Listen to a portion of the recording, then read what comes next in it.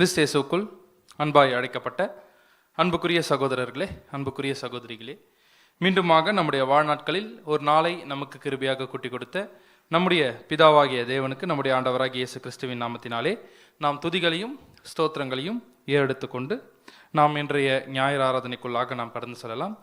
சகோதரர் சொன்ன விதமாக இன்னைக்கு நம்ம பார்க்கக்கூடிய பாடத்தினுடைய தலைப்பு என்ன அப்படின்னு பார்த்தோம்னா, தேவனின் அறுவடைகள், ஹார்வெஸ்ட்ஸ் ஆஃப் காட் அப்படின்ற ஒரு தலைப்பின் கீழே நம்ம பாடத்தை பார்க்க போகிறோம். அறுவடை அப்படின்னு சொன்ன உடனே பொதுவாக நம்ம மனசுக்குள்ள ஞாபகம் வருது எதுவாக இருந்தாலுமே, உலகத்தில் நம்ம போய் கேட்டோம்னா ஒரு விவசாயிக்கு என்ன ஞாபகம் வரும் இந்த அறுவடை அப்படின்னு சொன்னாலே என்ன ஞாபகம் வரும்? அவர் உழைச்ச உழைப்பு என்னாகும் அப்படின்னு பார்த்தீங்கன்னா அவருக்கு வந்து ஞாபகம் வரும். அது மட்டும் இல்லாமல் அவர் அந்த வருஷம் ஃபுல்லாக ஒரு எஃபர்ட் என்ன பண்ணியிருப்பார்னா போட்டிருப்பாரு. அந்த எஃபர்ட்னுடைய ரிசல்ட்டை எதிர்நோக்கி என்ன பண்ணியிருப்பார்னா அந்த பர்டிகுலர் காலப்பகுதியில் அவர் காத்துட்ருப்பார். அந்த ஒரு பர்டிகுலர் காலப்பகுதியை தான் என்ன சொல்லுவோன்னு பார்த்தீங்கன்னா அறுவடை. அந்த அறுவடையின் காலப்பகுதி என்ன பண்ணுவார் அப்படின்னு பார்த்தீங்கன்னா, அவர் என்னென்ன எஃபர்ட் போட்டாரோ அதை என்ன பண்ணக்கூடிய நேரம் அப்படின்னு பார்த்தீங்கன்னா அது திரும்பி எடுக்கக்கூடிய நேரம் தான் அது ஒரு அறுவடை அப்படின்னு பார்க்குறோம். பட் அறுவடை அப்படின்னு சொன்ன உடனே வேத மாணவர்கள் மைண்டில் வரக்கூடிய விஷயம் என்னவா இருக்கும்? அறுவடை அப்படின்னு சொன்ன உடனே எதுவுமே ஞாபகம் வராமல் நான் இப்படியே பார்த்துட்டு இருந்தேன். என்ன அர்த்தம்? என்ன அறுவடை ஞாபகம் வரும்? 3 அறுவடைகள். அது மட்டும் இல்லாமல் குறிப்பாக எந்த அறுவடை ஞாபகம் வரும் அப்படின்னு பார்த்தீங்கன்னா நமக்கு கோதுமை களைகள். கரெக்டா? கோதுமை களைகள். ஏன் அப்படின்னு பார்த்தோம்னா இந்த அறுவடை யாருடைய காலப்பகுதிக்கு சம்பந்தப்பட்டது அப்படின்னு பார்த்தோம்னா நம்முடைய காலப்பகுதிக்கு சம்பந்தப்பட்ட ஒரு அறுவடை. இந்த ஒரு அறுவடையில் நம்முடைய ஆண்டவராகிய இயேசு கிறிஸ்து என்ன கம்பேர் பண்ணுறாரு அப்படின்னு பார்த்தீங்கன்னா, கோதுமையை உண்மை சபையோடு என்ன பண்ணுறாரு அப்படின்னு பார்த்தீங்கன்னா நம்முடைய ஆண்டவராகிய இயேசு கிறிஸ்து தொடர்பு படுத்தி என்ன பண்ணுறாருன்னு பார்த்தீங்கன்னா பேசுகிறார். அப்படின்னா கிளியராக பைபிளில் ஒரு அறுவடையை பற்றி பேசும்பொழுது அந்த அறுவடை தேவனுடைய திட்டத்தில் ஒரு குறிப்பிட்ட வகுப்பாரை அடையாளப்படுத்துகிற மாதிரி இருக்குது. கரெக்டாக? ஒரு குறிப்பிட்ட வகுப்பாரை அடையாளப்படுத்துகிற மாதிரி இருக்குது. அது எந்த காலப்பகுதியில் அப்படின்னு பார்த்தோம்னா சுவிசேஷ யுகத்தினுடைய முடிவில். சுவிசேஷ யுகத்தினுடைய முடிவில். அப்படின்னா ஒரு அறுவடை இப்படி தேவனுடைய திட்டத்தில் இருக்கக்கூடிய ஒரு வகுப்பாரை அடையாளப்படுத்தி அந்த வகுப்பாருக்குரிய காரியங்களை தேவன் என்னென்னலாம் செய்கிறார் அப்படின்னு தொடர்பு படுத்தி சொல்லுதுன்னா, பைபிளில் இந்த ஒரு அறுவடையை பற்றி மட்டும் தான் பேசியிருக்கா? பைபிளில் இந்த ஒரு அறுவடை பற்றி மட்டும் தான் பேசியிருக்கா? இல்லை.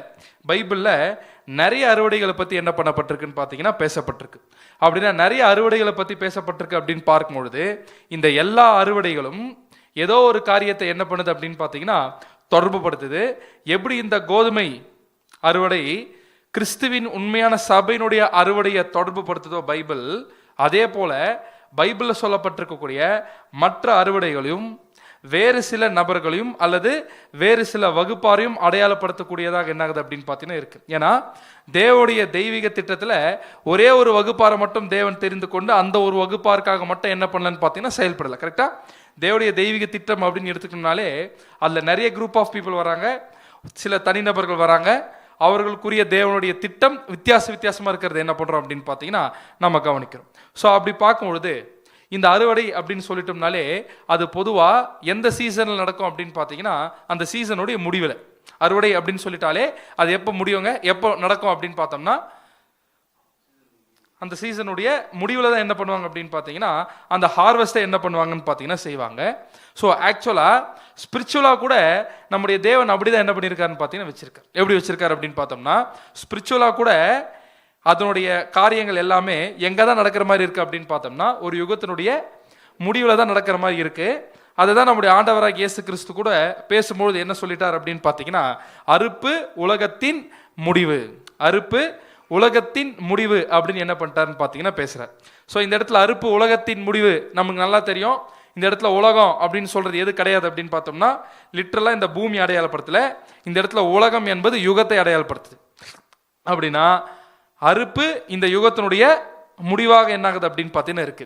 எப்படி ஒரு ஹார்வெஸ்ட்டை ஒரு கடைசி கட்டத்தில் செய்வாங்களோ அதே மாதிரி தேவன் ஆவிக்குரிய ரீதியில் கம்பேர் பண்ணக்கூடிய இந்த அறுவடையை கூட எப்போதான் செஞ்சு முடிக்கிறார் அப்படின்னு பார்த்தீங்கன்னா ஒரு யுகத்தினுடைய முடிவில் தான் செஞ்சு முடிக்கிறார் அப்படின்னு நம்ம பார்க்குறோம். அப்படின்னா இந்த அறுக்கிற விஷயத்த இதற்காக மட்டும்தான் பயன்படுத்தப்பட்டிருக்கா பைபிளில்? உதாரணத்துக்கு இந்த மாதிரி தீர்க்க தரிசன காரியங்களில் மட்டும்தான் சம்மந்தப்படுத்தி பயன்படுத்தப்பட்டிருக்கா அப்படின்னு பார்த்தீங்கன்னா இல்லை. வேற சில காரியத்தை கூட இந்த அறுவடை என்ன பண்ணியிருக்காருன்னு பார்த்தீங்கன்னா தேவன் அவருடைய பிள்ளைகள் மூலமா எழுதி வச்சிருக்கார். வேற எந்த காரியத்திற்கு எழுதி வச்சிருக்காரு இந்த அறுவடை அப்படின்ற ஒரு கான்செப்டை? வேற எந்த ஒரு காரியத்துக்கு? செலிப்ரேட் பண்றதுக்கா? இல்ல, அறுவடை அப்படின்ற ஒரு விஷயத்த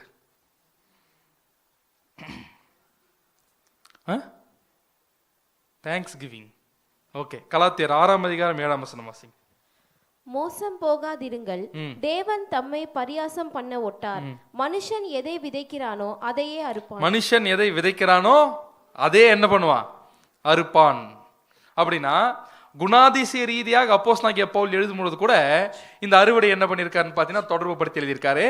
இந்த இடத்துல என்ன எழுதியிருக்காருன்னு பார்த்தீங்கன்னா மனுஷன் எதை விதைக்கிறானோ அதை அறுப்பான். அப்படின்னு என்ன அர்த்தம்? மனுஷன் எதை விதைக்கிறானோ அதை அறுப்பான். குணலட்சணங்கள், நல்ல குணலட்சணத்தை விதைச்சா ஃபைன். உதாரணத்துக்கு இது எப்படி எடுத்துக்கலாம் அப்படின்னு பார்த்தோம்னா, ட்ரூத்துக்கு வர்றதுக்கு முன்னாடி, சத்தியத்துக்கு வர்றதுக்கு முன்னாடி ஒரு பேட் ஹேபிட்ஸ் இருக்குன்னு வைங்களேன். அந்த பேட் ஹேபிட் ஒரு வேளை நம்ம பாடியை, ஹெல்த்தை பாதிக்கக்கூடிய ஒரு பேட் ஹேபிட்டாக இருக்கு அப்படின்னு எடுத்துக்கலாம் உதாரணத்துக்கு. ஆனால் சத்தியத்துக்கு வந்த உடனே என்ன பண்ணிட்டோம்? விட்டுட்டோம். தேவன் அந்த பாவங்களை என்ன பண்ணிடுவார்னு பார்த்தீங்கன்னா மன்னிச்சிருவாரு. எதை எடுத்து போட மாட்டார் அப்படின்னு பார்த்தீங்கன்னா, எதை எடுத்து போட மாட்டாரு? அதனுடைய தாக்கத்தை என்ன பண்ண மாட்டாரு? எடுத்து போட மாட்டார். அவர் விதைச்சிட்டாரு, அவர் என்ன பண்ணிடுவார்? அதை அறுத்துருவார். கரெக்டா? அது என்ன பண்ணிடுவார்னு பார்த்தீங்கன்னா அறுத்துருவார். உதாரணத்துக்கு பேரண்ட்ஸ் பிள்ளைகளை சரியா வளர்க்கலன்னு வைங்களேன், அவங்க அதை தான் என்ன பண்ணியிருக்காங்க? விதைச்சிருக்கிறாங்க. அதற்குரிய பலனை என்ன பண்ணிடுவாங்க? அவங்க பின்னாடி என்ன பண்ணிடுவாங்கன்னு பார்த்தீங்கன்னா அறுவடை என்ன பண்ணிடுவாங்கன்னு பார்த்து எடுத்துருவாங்க. பைபிள் ஒரு நல்ல உதாரணம் இதுக்கு யார் தான் அப்படின்னு பார்த்தோம்னா தாவீது தான். நல்ல உதாரணம் தாவீது தான். ஏன் அப்படின்னு பார்த்தோம்னா, கரெக்டாக அப்சலோம் எடுத்துக்கணும்னா அப்சலோமுக்கு எந்த இடத்துல கேர் கொடுக்கணுமோ, எந்த இடத்துல விஷயத்தை கவனிக்கணுமோ என்ன பண்ணாம விட்டாருன்னு பார்த்தீங்கன்னா கவனிக்காம விட்டாரு. பட் கடைசியில் அதுக்குரிய விளைவுகளை தாவீது ராஜா என்ன பண்ணிட்டாருங்க? அறுவடை பண்ணி என்ன பண்ணிட்டார் அப்படின்னு பார்த்தீங்கன்னா எடுத்துட்டார் அப்படின்ற ஒரு விஷயத்தை பார்க்கணும். ஸோ இந்த இடத்துல ரீப் அப்படின்ற ஒரு வார்த்தை தான் அறுப்பான் அப்படின்றது இப்போ நம்ம கலாத்தியர்ல பார்த்தோம். ஸோ அறுவடை இங்கிலீஷ்ல ஹார்வெஸ்ட் அப்படின்ற கிரீக் வேர்டுக்கும் இந்த கிரீக் வேர்டுக்கும் ஏறக்குறைய ரூட் வேர்டு என்னவா தான் இருக்கு அப்படின்னு பார்த்தீங்கன்னா ஒரே ஒரு வார்த்தையாக தான் இருக்கு அப்படின்றத நம்ம பார்க்கணும். ஸோ பொதுவாகவே இந்த ஐடி கம்பெனிலாம் ப்ராஜெக்ட் பண்ணுறவங்க என்ன பண்ணுவாங்க அப்படின்னு பார்த்தீங்கன்னா ஒரு முக்கியமான கட்டத்தை கடக்கும்போது என்ன சொல்லுவாங்கன்னா இந்த மைல் ஸ்டோனை நம்ம என்ன பண்ணி ஆகணும்? ரீச் பண்ணணும் அப்படின்னு சொல்லுவாங்க. அங்கே மட்டும் இல்லை, எல்லா இடத்துலையும் இந்த வார்த்தை என்ன பண்ணியிருப்போம் அப்படின்னு பார்த்தீங்கன்னா நம்ம கேட்டிருப்போம். இந்த மைல் ஸ்டோன் என்ன பண்ணணும்? நம்ம ரீச் பண்ணணும். உதாரணத்துக்கு ஒரு நாட்டினுடைய பொருளாதாரத்தை எடுத்துக்கணும்னா இந்த வருஷத்தினுடைய மைல் ஸ்டோன் என்னன்னா ஒரு முக்கியமான கட்டம். இந்த வருஷத்துல இவ்வளோ வருவாயை நம்ம என்ன பண்ணிடணும்? ஈட்டிடணும். அது ஒரு மைல் ஸ்டோன். கரெக்டுங்களா? அதே மாதிரி வேற எதுனா உதாரணத்துக்கு எடுத்துக்கும் பொழுது ஸ்கூல் இருக்குன்னு வச்சுக்கோங்களேன். அந்த ஸ்கூலுக்கு எது மைல் ஸ்டோனா இருக்கும்? இந்த வருஷத்துல இந்த பர்சன்டேஜ் என்ன பண்ணி ஆகணும்? பாஸ் பர்சன்டேஜை கொடுக்கணும். அது ஒரு மைல் ஸ்டோன். அந்த மைல் ஸ்டோன் அச்சீவ் பண்ணிட்டாங்கன்னா அவங்க அடுத்த கட்டத்துக்கு என்ன பண்றாங்க? போறாங்க. அது ஒரு முக்கியமான கட்டம். கரெக்டா? ஒரு முக்கியமான கட்டம். ஒருவேளை படிக்கிற பசங்களுக்கு எது மைல் ஸ்டோன் அப்படின்னு பார்த்தீங்கன்னா 10th பாஸ் பண்றது ஒரு மைல் ஸ்டோன். +2 பாஸ் பண்றது என்ன அப்படின்னு பார்த்தோம்னா ஒரு மைல் ஸ்டோன். கரெக்டா? அந்த மாதிரி தேவனுடைய தெய்வீக திட்டத்திலையும் சில மைல் ஸ்டோன் தேவன் என்ன பண்ணியிருக்காருன்னு பார்த்தீங்கன்னா வச்சிருக்காரு. மைல் ஸ்டோன் அப்படின்னா ஒரு மிக முக்கியமான கட்டம், ஒரு மிக முக்கியமான கட்டம். ஸோ அந்த ஒரு மிக முக்கியமான கட்டத்தில் முக்கியமான விஷயம் என்னாகும் அப்படின்னு பார்த்தீங்கன்னா நடக்கும். முக்கியமான விஷயம் என்னாகும் அப்படின்னு பார்த்தீங்கன்னா நடக்கும். ஸோ அதை தான் நாம் என்ன பண்ணுறோம் அப்படின்னு பார்த்தீங்கன்னா மைல் ஸ்டோன் அப்படின்னு சொல்கிறோம். அப்பேற்பட்ட மைல் ஸ்டோன்ஸாக தேவன் எதை வச்சிருக்காருன்னு பார்த்தீங்கன்னா அவருடைய திட்டத்தில் அவருடைய அறுவடை என்ன பண்ணியிருக்காரு அப்படின்னு பார்த்தீங்கன்னா வச்சிருக்காரு. புரியுதுங்களா நான் சொல்றது? அவருடைய அறுவடை என்ன பண்ணியிருக்காரு அப்படின்னு பார்த்தீங்கன்னா வச்சிருக்காரு. ஸோ ஒவ்வொரு அறுவடையின் காலப்பகுதியுமே ஒரு மைல் ஸ்டோனாக தான் என்ன ஆகுது அப்படின்னு பார்த்தீங்கன்னா தேவனுடைய திட்டத்தில் இருக்கிறத என்ன பண்ணுறோம் அப்படின்னு பார்த்தீங்கன்னா நம்ம கவனிக்கிறோம். ஸோ அது ஒரு மிக முக்கியமான ஒரு பாயிண்டாக என்ன ஆகுது அப்படின்னு பார்த்தீங்கன்னா இருக்கு. உதாரணத்துக்கு நம்ம 3 அறுவடைகள் பாடத்திலே பார்ப்போம்ல. முதல் அறுவடை எது? தூதர்களா? யூதர்கள். ஓகே, யூத யுக அறுவடை. ஸோ அப்படின்னா யூத யுக அறுவடையில் என்ன அறுவடை நடந்துச்சாங்க? கோதுமை பதர். கரெக்டுங்களா? கோதுமை பதர். அது ஒரு மைல் ஸ்டோனா? உண்மையா வேணாதான் அப்படின்னு பார்த்தா அது ஒரு மைல் ஸ்டோன். ஏன் அப்படின்னு பார்த்தோம்னா அதில் யார் அறுவடை பண்ணி எடுத்துட்டாருன்னு பார்த்தீங்கன்னா 12 அப்போஸ்தலர்கள். அதே மாதிரி யார் அழிச்சிட்டார் அப்படின்னு பார்த்தீங்கன்னா கிபி 70 ஜெருசலேம் என்ன பண்றாருன்னு பார்த்தீங்கன்னா முற்றிலுமா பதர்கள் என்ன பண்றாருன்னு பார்த்தீங்கன்னா அழிச்சிடுறாரு. யூத மார்க்கமே அங்கே என்ன ஆயிருது அப்படின்னு பார்த்தீங்கன்னா முடிஞ்சு போயிருது. அவங்களுடைய தேவாலயமும் என்ன ஆயிருது அப்படின்னு பார்த்தீங்கன்னா மறுபடியும் 2வது தடவை என்ன பண்ணப்படுதுன்னா அழிக்கப்படுது. இப்பேற்பட்ட மைல் ஸ்டோனை தான் தேவன் இப்படி நடக்கும் அப்படின்ற ஒரு விஷயத்தை முன்கூட்டியே நிழல்ல கொடுத்திருக்காரு. தன்னுடைய தீர்க்கதரிசிகளை பயன்படுத்தி தீர்க்க தரிசனம் என்ன பண்ணியிருக்காருன்னு பார்த்தீங்கன்னா சொல்லியும் இருக்காரு. இந்த மாதிரி நிறைய மைல் ஸ்டோன் என்ன இருக்குது அப்படின்னு பார்த்தீங்கன்னா இருக்குது. அப்படின்னா தேவனுடைய திட்டத்திலேயே ஒரு மிக முக்கியமான மைல் ஸ்டோன் அப்படின்னு சொல்லிட்டோம்னா அது எது? தேவனுடைய திட்டத்திலேயே மைல் ஸ்டோனே இதுதாங்க பிரதர், முக்கியமான மைல் ஸ்டோனே இதுதான் அப்படின்னா எது? செகண்ட் ஹார்வெஸ்ட் இல்ல, இல்ல, கிறிஸ்துவின் ஈடுபலி. கரெக்டா?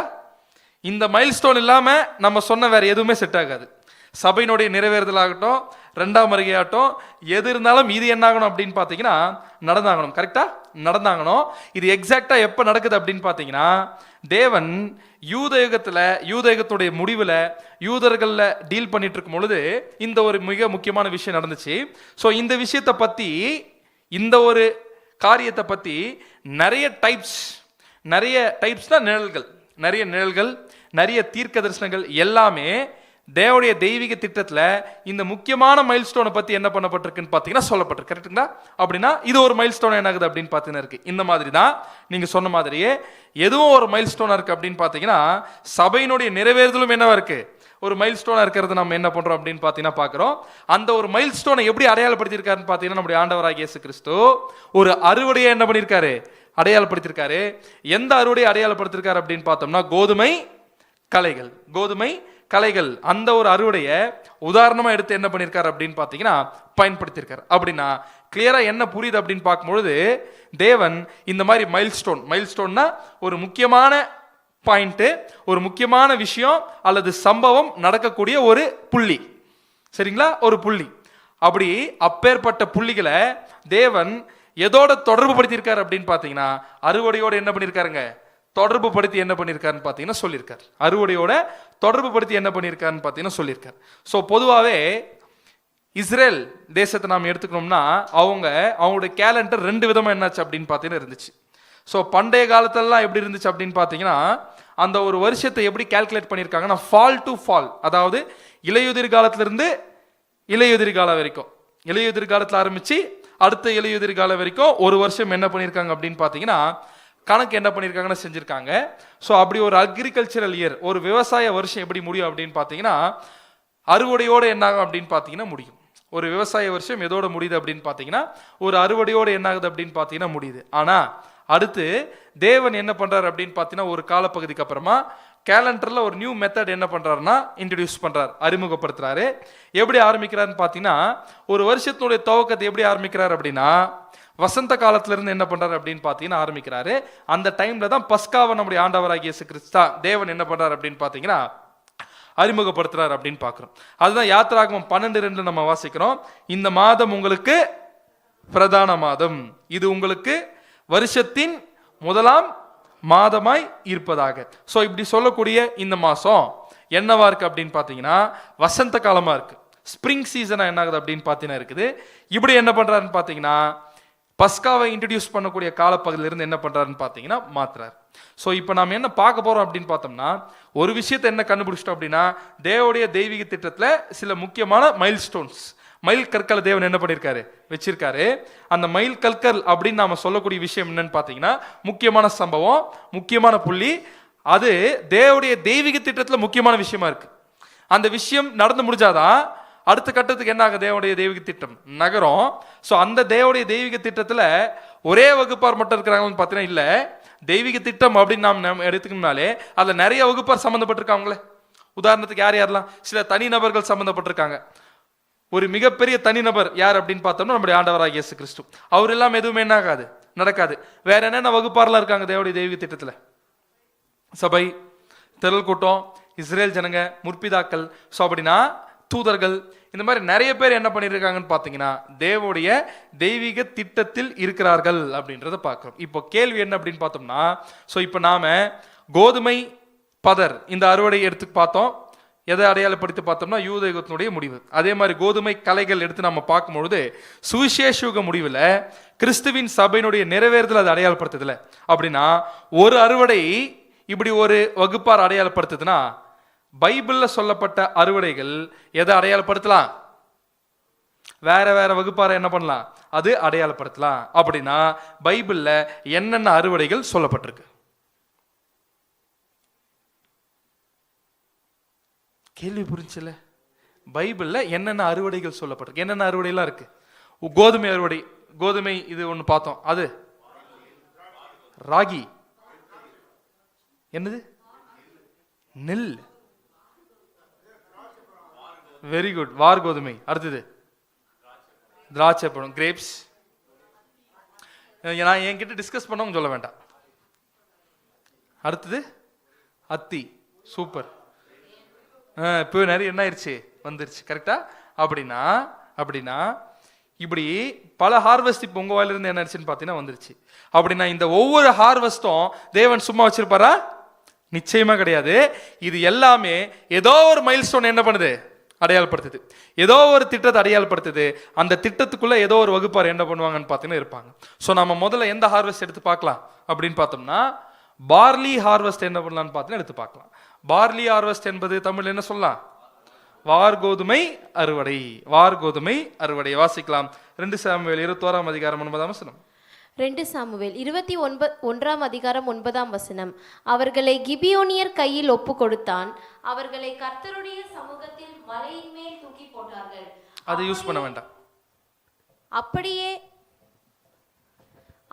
அவர்கள் 7 பேரும் ஒருமிக்க விழுந்தார்கள். வார்கோதுமை அறுப்பு துவக்குகிற அறுப்பு காலத்தின் முந்தின நாட்களிலே அவர்கள் கொன்று போடப்பட்டார்கள். அப்படின்னா மற்ற காரியங்களை விட்டுறலாம். இந்த வசனத்தை நாம் எதுக்கு எடுப்போம் அப்படின்னு எதுக்கு எடுத்திருக்கோம் அப்படின்னு பார்த்தீங்கன்னா வார்கோதுமை அறுப்பு துவங்குகிற அறுப்பு காலத்தில் முந்தின நாட்களிலே. அப்படின்னா இஸ்ரேல் தேசத்துல அறுவடை அப்படின்னு நடக்கும் பொழுது முதல்ல எதை ஹார்வெஸ்ட் பண்ணியிருக்காங்க தெரியுங்களா? வார்கோதுமையை தான் என்ன பண்ணியிருக்காங்கன்னு பார்த்தீங்கன்னா அறுவடை செய்து எடுத்திருக்கிறார்கள். அப்படின்னா இஸ்ரேல் தேசத்துல அறுவடை ஆரம்பிக்கும் பொழுது அந்த சீசன்ல ஃபர்ஸ்ட் ஹார்வெஸ்ட் பண்ணி எடுக்கிறது எதுவா இருக்கு அப்படின்னு பார்த்தோம்னா வார்கோதுமையாக இருந்திருக்கிறத நம்ம பார்க்கிறோம். ஸோ அப்படின்னா வார்கோதுமை அறுவடை முடிஞ்சிட்ட பிறகு 7 வாரம் கழிச்சு எந்த அறுவடை நடந்திருக்கு அப்படின்னு பார்த்தீங்கன்னா கோதுமை அறுவடை நடந்திருக்கு. அந்த சீக்வன்ஸ் நோட் பண்ணுங்க. வார்கோதுமை அறுவடை முடிச்சுட்டு ஏறக்குறைய 7 வாரம் கழிச்சு எந்த அறுவடை இருக்கும் அப்படின்னு பார்த்தீங்கன்னா கோதுமை அறுவடை இருக்கும். வாசிங்க யாத்திராகமம் 9 அதிகாரம் 31, 32. அப்பொழுது வார்கோதுமை கதிர் பயிரும் சணல் தாழ் பயிருமாய் இருந்தது. அதனால் சணலும் வார்கோதுமையும் அழிக்கப்பட்டு போயிற்று. கோதுமையும் கம்பும் கதிர் விடாதிருந்ததால் அவைகள் அழிக்கப்படவில்லை. ஏன் பார்க்கிறோம் அப்படின்னு பார்த்தோம்னா அந்த ஹார்வெஸ்ட் நடக்கும்போது கொஞ்சம் எது வளராம இருந்திருக்கு? கோதுமை என்ன இருக்குன்னு பார்த்தீங்கன்னா வளராம என்ன இருக்கு அப்படின்னு பார்த்தீங்கன்னா இருந்திருக்கிறத என்ன பண்றோம்னு பார்த்தீங்கன்னா நம்ம பார்க்கிறோம். ஸோ அப்படின்னா முதல் அறுவடைகள்ல யாவே தேவனுக்கு முதல் பலனாக கொண்டு போய் எதை சேர்க்கணும் அப்படின்னு பார்த்தோம்னா வார்கோதுமை என்ன பண்ணணும்? கொண்டு போய் சேர்க்கணும். இதை தேசத்தாரா என்ன பண்ணும் அப்படின்னு பார்த்தோம்னா இஸ்ரேல் ஜனங்க என்ன பண்ணும் அப்படின்னு பார்த்தீங்கன்னா செய்யணும். எக்ஸாக்டா இது எந்த நாள்ல செய்யணும் தெரியுமா? எக்ஸாக்டா இது எந்த நாள்ல செய்யணும்? தேவன் எந்த நாள்ல செய்யணும்ன்ற அந்த லிஸ்ட் சொல்றாருன்னு பார்த்தீங்கன்னா முதல் பஸ்காவை பத்தி சொல்லும் பொழுது தான் தொடர்ந்து லேவியராகமத்தில் இதை குறித்து பேசுவார். வாசிக்கலாம் லேவியராகமம் 23, 5 மற்றும் 6. முதலாம் மாதம் 14ஆம் தேதி அந்தி நேரமாகிய வேளையிலே கர்த்தரின் பஸ்கா பண்டிகையும் அந்த மாதம் 15ஆம் தேதியிலே கர்த்தருக்கு புளிப்பில்லா அப்ப பண்டிகையுமாய் இருக்கும். 7 நாள் புளிப்பில்லா அப்பங்களை புசிக்க வேண்டும். ஸோ அப்படின்னா 14ஆம் தேதி பஸ்கா ஆட்டுக்குட்டி என்ன பண்ணணும்? அடிக்கணும். 15ஆம் தேதி எது ஆரம்பிக்குது அப்படின்னு பார்த்தீங்கன்னா புளிப்பில்லா அப்ப பண்டிகை என்ன ஆகுது அப்படின்னு பார்த்தீங்கன்னா ஆரம்பிக்கிறத நம்ம கவனிக்கிறோம். இந்த நீசான் மாசம் 15ஆம் தேதி ஓய்வு நாள். நான் சொல்றது புரியுதுங்களா? நீசான் மாசம் 15ஆம் தேதி எந்த நாள் அப்படின்னு பார்த்தோம்னா ஓய்வு நாள். எந்த டேட்டு? 15ஆம் தேதி. எந்த மாசம்? நீசான் மாசம் 15ஆம் தேதி என்னவா இருக்குன்னு பார்த்தீங்கன்னா ஓய்வு நாள் இருக்கு. அது அப்படியே பேசிட்டே இருக்கும் பொழுது வாசிங்க தொடர்ந்து. பின்னும் கர்த்தர் மோசேயை நோக்கி, நீ இஸ்ரவேல் புத்திரரோடே சொல்ல வேண்டியது என்னவென்றால், நான் உங்களுக்கு கொடுக்கும் தேசத்தில் நீங்கள் போய் சேர்ந்து அதன் வெள்ளாண்மையை அறுக்கும்போது உங்கள் அறுப்பின் முதற் பலனாகிய ஒரு கதிர்க்கட்டை ஆசாரியனிடத்தில் கொண்டு வர கடவீர்கள். யார்கிட்ட கொண்டு வரணுமாமா? ஆசாரியன் கிட்ட கொண்டு வரணும். எதை? உங்கள் அறுப்பின் முதற் பலனாகிய ஒரு கதிர்க்கட்டை யார்கிட்ட கொண்டு வாங்க? ஆசாரியன் கிட்ட கொண்டு வாங்க. உங்களுக்காக அது அங்கீகரிக்கப்படும்படி ஆசாரியன் அந்த கதிர்க்கட்டை ஓய்வு நாளுக்கு மறுநாளில் கர்த்தருடைய சந்நிதியில் அசைவாட்ட வேண்டும். புரியுதுங்களா? இத கர்த்தருடைய சந்நிதியில் ஆசாரியன் எப்போ அசைவாட்ட வேண்டும்? ஓய்வு நாளுக்கு மறுநாள் என்ன பண்ணணும்னு பாத்தீங்கன்னா அசைவாட்டணும். என்னன்னு பாத்தீங்கன்னா, தேவனே இதுதான் முதற் பலன், இந்த முதற் பலனை என்ன பண்றோம்? உங்களுக்கு பலியா செலுத்துறோம், நீங்க என்ன பண்ணுங்க, இதை ஏற்றுக்கொள்ளுங்கள் அப்படின்னு போய் என்ன பண்ணணும் அப்படின்னு பார்த்தோம்னா ஆசாரியன் செய்யணும். அது தேவன் என்ன பண்ணணும் அப்படின்னு பார்த்தீங்கன்னா அங்கீகரிக்கணும். அப்படியே படிங்க. நீங்கள் அந்த கதிர்க்கட்டை அசைவாட்டும் நாளில் கர்த்தருக்கு சர்வாங்க தகன பலியாக ஒரு வயதான பழுதற்ற ஒரு ஆட்டுக்குட்டியையும். ஸோ அப்படின்னா அந்த கதிர்க்கட்டை அசைவாட்டும் நாள்ல கர்த்தருக்கு சர்வாங்க தகன பலியாக என்ன பண்ணுமாமா? ஒரு ஆட்டுக்குட்டி தான். அது என்ன அப்படின்னு பார்த்தீங்கன்னா, அதுக்கு எவ்வளோ வயசாமா? ஒரு வயசு இருக்கணும். பழுதற்ற ஒரு ஆட்டுக்குட்டியா என்ன பண்ணும் அப்படின்னு பார்த்தீங்கன்னா இருக்கணும். ஸோ அப்படின்னா கிளியரா தெரிஞ்சிருச்சு. இது எந்த நாள்ல நடக்குது? ஓய்வு நாள் இல்லையா? நல்லா கவனிங்க. ஓய்வு நாளுக்கு மறுநாள். ஓய்வு நாளுக்கு மறுநாள். அப்படின்னா இந்த ஒரு ஆஃபரிங்க, இந்த ஒரு முதல் பலனை கொண்டு போய் என்ன பண்ணணும்? சேர்க்கணும் தேவன் முன்பாக. இது எப்ப நடக்குது? ஓய்வு நாளுக்கு மறுநாள். அப்படின்னா எந்த டேட்? நீசான் மாசம் 16ஆம் தேதி. நீசான் மாசம் 16ஆம் தேதி. அப்படின்னா அன்புக்குரிய சகோதர சகோதரிகளே, இதுதான் பார்லி ஹார்வெஸ்ட், வார் கோதுமை அறுவடையை பத்தி தேவன் என்ன பண்ணியிருக்காருன்னு சொல்லியிருக்காரு. இப்போ நாம பார்த்துட்டோம் ஏற்கனவே, ஒவ்வொரு அறுவடையும் ஏதோ ஒரு மிகப்பெரிய விஷயத்தை என்ன பண்ணுது? அடையாளப்படுத்துது அப்படின்னு நம்ம பார்க்கிறோம். அப்படின்னா இப்ப நம்ம பார்த்துட்ட இந்த காரியங்கள் தேவனுடைய தெய்வீக திட்டத்துல எந்த விஷயத்தை அடையாளப்படுத்துது? ஏதோ ஒரு அறுவடை என்ன பண்ணுதுன்னு பார்த்தீங்கன்னா அடையாளப்படுத்துது.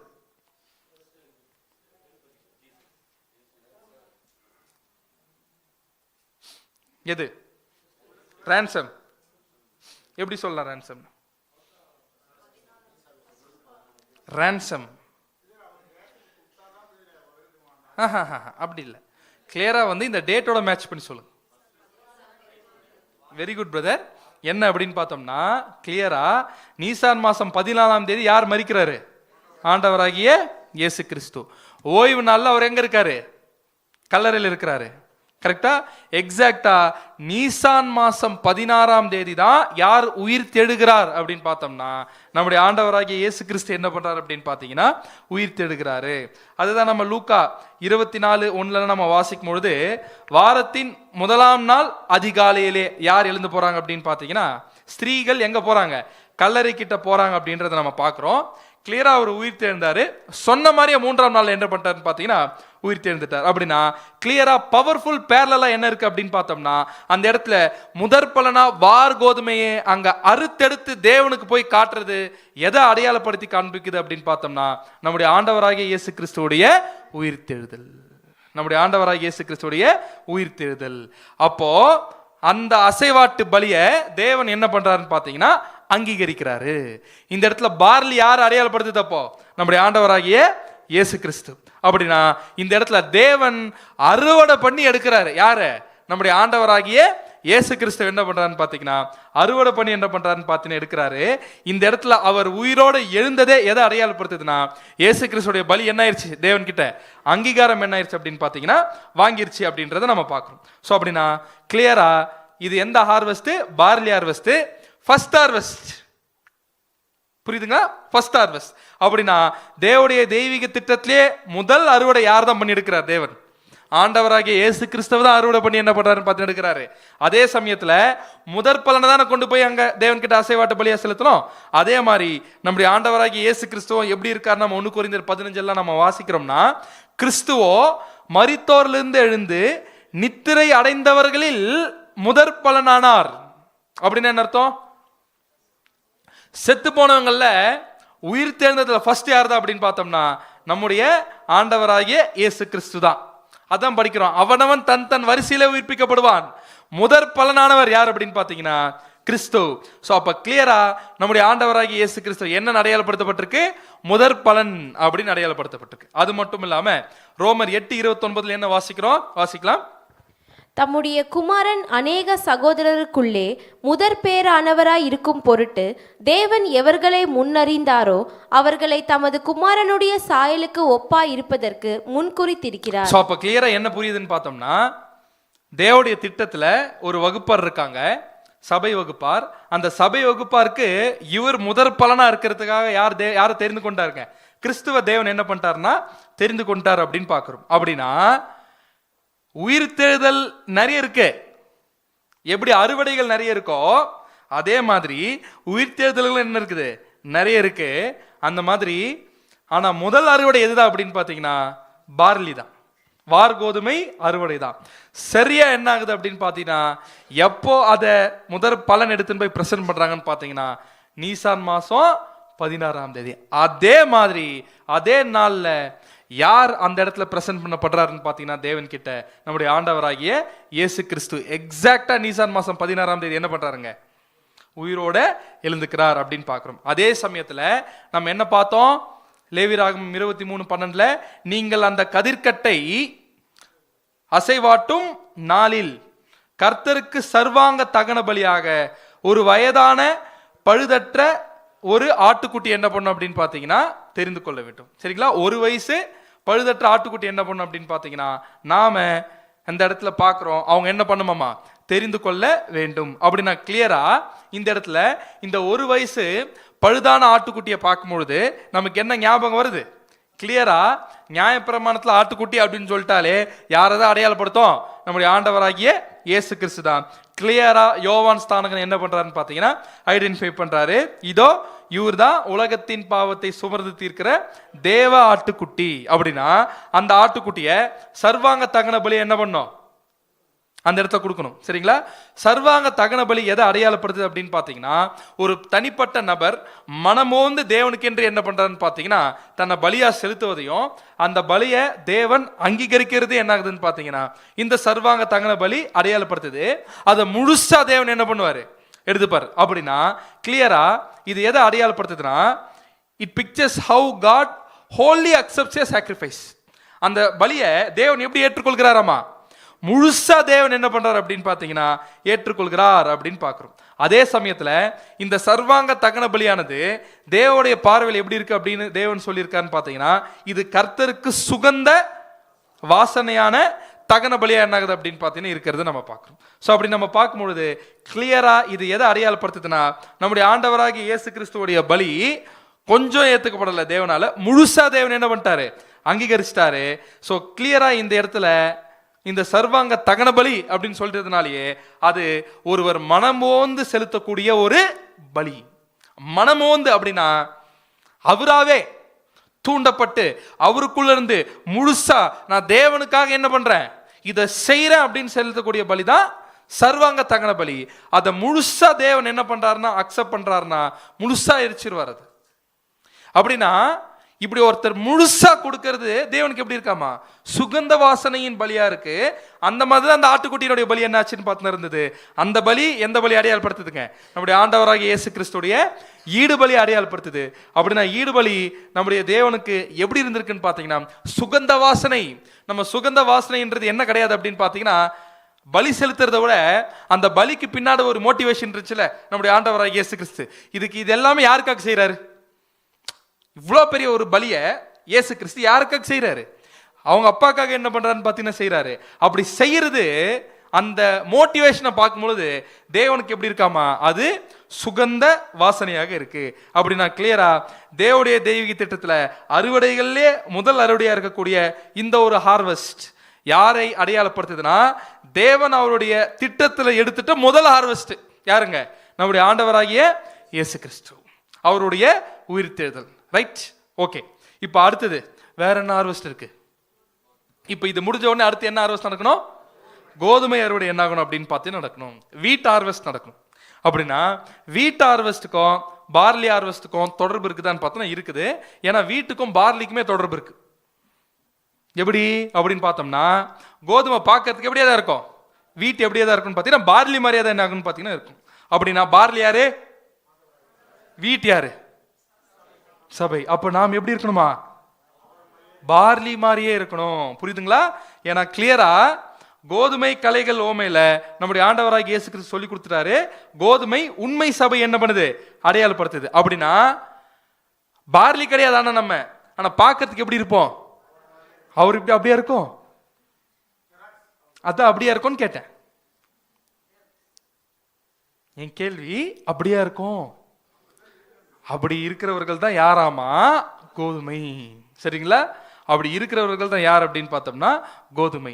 இது என்ன இன்னொரு ஆச்சரியமான விஷயம் அப்படின்னு பார்த்தீங்கன்னா, இந்த கோதுமை அறுவடைய எந்த நாள்ல பண்ணுவாங்க? 7 வாரம் கழிச்சு. கரெக்டா? எதுக்கு அப்புறம்? பார்லி ஹார்வெஸ்டுக்கு அப்புறமா. வாசிக்கலாம். லேவியராகமம் 23:15-18. நீங்கள் அசைவாட்டும் கதிர்க்கட்டை கொண்டு வரும் ஓய்வு நாளுக்கு மறுநாள் முதற்கொண்டு எண்ண துவக்கி 7 வாரங்கள் நிறைவேறின பின்பு 7ஆம் ஓய்வு நாளுக்கு மறுநாள் ஆகிய 50ஆம் நாள் மட்டும் எண்ணி கர்த்தருக்கு புதிய போஜன பலியை செலுத்த கடவீர்கள். 50th டேல கர்த்தருக்கு புதிய போஜன பலியை செலுத்த கடவீர்கள். நீங்கள் ஒரு மரக்காலிலே 10 பங்காகிய மெல்லிய மாவிலே புளிப்பாக பாகம் பண்ணப்பட்ட அசைவாட்டும் காணிக்கையாய் இருக்கிற 2 அப்பங்களை உங்கள் வாசஸ்தலங்களில் இருந்து கர்த்தருக்கென்று முதற் பலனாக கொண்டு வந்து. இதையும் முதற் பலனாக கொண்டு வரணும் அப்படின்னு பார்த்தீங்கன்னா எத்தனை அப்பம்? 2 அப்பங்கள் என்ன பண்ணணும்னு பார்த்தீங்கன்னா கொண்டு வரணும். ஆனா இத பலியா கொண்டு வரும்போது புளிப்பாக பாகம் பண்ணப்பட்ட அசைவாட்டும் காணிக்கையா இருக்கிற. அப்படின்னா இந்த பலியில் என்ன இருக்கு? ஆனா என்ன பண்ண சொல்றாரு? செலுத்த சொல்றாரு. ஏன் சொல்றாரு பார்க்கலாம். அடுத்து, அப்பத்தோடே கூட கர்த்தருக்கு சர்வாங்க தகன பலியாக 1 வயதான பழுதற்ற 7 ஆட்டுக்குட்டிகளையும் 1 காளையையும் 2 ஆட்டுக்கடாக்களையும் கர்த்தருக்கு சுகந்த வாசனையான தகன பலியாக அவைகளுக்கு அடுத்த போஜன பலியையும் பான பலியையும் செலுத்தி. அப்படின்னா கிளியரா இப்ப இந்த ஹார்வெஸ்ட் எப்ப நடக்குது? வார் கோதுமை ஹார்வெஸ்ட் முடிஞ்சு 7 வாரம் அப்படின்னு எத்தனை நாள்? 49 நாள் முடிஞ்சு 50th டேல என்ன பண்ணும் அப்படின்னு பார்த்தீங்கன்னா இந்த ஒரு விஷயத்தை செய்யணும். அப்படின்னா எக்ஸாக்டா அந்த 50வது நாள் எந்த நாள் அப்படின்னு பார்த்தோம்னா சீவான் 6. சீவான் 6 அது எந்த நாள் அப்படின்னு பார்த்தீங்கன்னா அந்த நாள் தான் பெந்தகோஸ்தே நாள். அந்த நாள் தான் எது அப்படின்னு பார்த்தோம்னா பெந்தகோஸ்தே நாள். புரியுதுங்களா? சோ அதுதான் நாம அப்போஸ்தலர்ல வாசிக்கிறோம்ல, பெந்தகோஸ்தே என்னும் நாள் வந்தபோது அவர்கள் எல்லாரும் ஒருமனப்பட்டு ஓரிடத்தில் வந்திருந்தார்கள். இப்ப எப்போ எங்க மேல் வீட்டார்கள் இருந்தாங்கல்ல சீஷர்கள், எந்த நாள்ல இருக்கிறாங்க? பெண்டிகாஸ்ட் அப்படின்னு ஒரு டே. சரிங்களா? அந்த நாள் எதுக்கு அப்புறமா வரும்? வார் கோதுமை அறுவடை முடிஞ்சு 50வது நாள். கரெக்டுங்களா? நீசான் 16ல இருந்து 50வது நாள்ல எது வருது அப்படின்னு பார்த்தோம்னா இந்த பெண்டிகாஸ்ட் என்ன ஆகுது அப்படின்னு பார்த்தீங்கன்னா வருது. அப்படின்னா கிளியரா இது எதை நமக்கு அடையாளப்படுத்துறதா இருக்குது? இந்த அறுவடை யாரை இந்த இடத்துல பலியாக செலுத்தப்படுகிறார்கள் அப்படின்னு பார்த்தோம்னா யார் ஒப்பு கொடுக்கப்படுகிறார்கள் பார்த்தீங்கன்னா தேவனுக்கு கிறிஸ்துவின் சபை. கிளியரா? இதே நாள்ல தான் கிபி 33ல என்ன ஆகுது அப்படின்னு பார்த்தீங்கன்னா சீஷர்களுக்கு பரிசுத்த ஆவி கிடைத்த நாள். சீஷர்களுக்கு கிடைத்த பரிசுத்த ஆவி கிடைத்த நாள். அப்படின்னா கிளியரா என்ன புரியுது அப்படின்னு பார்த்தோம்னா இந்த இடத்துல இதே நாள்ல தான் என்ன பண்ணுவாங்களாமா? வீட் ஹார்வெஸ்ட் இருக்குல்ல, கோதுமை அறுவடை. அந்த கோதுமை அறுவடையிலிருந்து கிடைச்சிட்ட முதற் பலன்களை இந்த நாள்ல தான் தேவனுக்கு கொண்டு போய் என்ன பண்றாங்கன்னு பார்த்தீங்கன்னா பலி செலுத்துகிறார்கள். அப்படின்னா கிளியரா இந்த பலியும் தேவன் என்ன பண்றாரு? அக்செப்ட் பண்றாரு. இந்த பலியும் தேவன் என்ன பண்றாருன்னு பார்த்தீங்கன்னா அக்செப்ட் பண்றாரு. அப்படின்னா இது யாரை அடையாளப்படுத்துதுன்னு பார்த்துட்டோம்? கிறிஸ்துவின் சபை. அப்படின்னா கிளியரா அங்க பழைய ஏற்பாட்டுல தேவன் சொல்லிட்டாரு, நீசான் 16ல இருந்து 50வது நாள்ல எந்த அறுவடையை கொண்டு போய் தேவன் கிட்ட சேர்க்கணும் அப்படின்னு பார்த்தீங்கன்னா கோதுமை அறுவடையை கொண்டு போய் சேர்க்கணும். அதே மாதிரி நடந்துச்சு. இயேசு கிறிஸ்து உயிர் தெழுந்த 50வது நாள்ல என்ன ஆயிருச்சு அப்படின்னு பார்த்தோம்னா பெந்தகோஸ்தே நாள்ல கிறிஸ்துவின் சபை ஒட்டு மொத்தமா என்ன பண்ணப்படுகிறார்கள் பார்த்தீங்கன்னா அபிஷேகம் செய்யப்படுகிறார்கள். அப்படின்னா இந்த அபிஷேகத்துக்குள்ள நாம என்ன பண்றோம்னா இணையறோம். தேவன் நம்ம தனித்தனி நபர்களுக்கு என்ன பண்றது இல்ல, அபிஷேகம் செய்யறது இல்ல அப்படின்றது என்ன பண்றோம்னு பாத்தீங்கன்னா நம்ம பாக்குறோம். அப்படின்னா என்ன அழகா தேவன் பொருத்தி வச்சிருக்காரு பாருங்க. அதே மாதிரி என்ன ஆயிடுச்சு, இப்ப இங்க நடந்துருச்சு. இப்போ இந்த ரெண்டு ஹார்வெஸ்டுக்கும் கொஞ்சம் வித்தியாசம் இருக்கா அப்படின்னு பாத்தீங்கன்னா இருக்குது. இந்த வித்தியாசம் எதையும் வித்தியாசப்படுத்தி காட்டுதுன்னா கிறிஸ்துவையும் சபையுமே கூட என்ன பண்ணுது அப்படின்னு பாத்தீங்கன்னா வித்தியாசப்படுத்தி என்ன பண்ணுதுன்னு பாத்தீங்கன்னா காட்டுது. அப்படின்னா இந்த ரெண்டு அறுவடைகள்லயும் என்ன வித்தியாசம் இருக்கு? ஃபர்ஸ்ட் வித்தியாசம் என்ன? புளிப்பு வரலாம். Very good. புளிப்பு, இதுல புளிப்பு இருக்கு, அதுல இல்ல. வேற மைதாவா?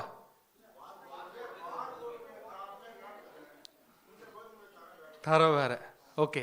ஸோ ஆக்சுவலா என்ன அப்படின்னு பார்த்தோம்னா அந்த அசைவாட்டு பலி செலுத்தும் பொழுது இவங்க என்ன பண்ணோம்னா அந்த கதிர்கட்டை ராவா கொண்டு போய் என்ன பண்ணணும்னு பார்த்தீங்கன்னா அசைவாட்டணும்.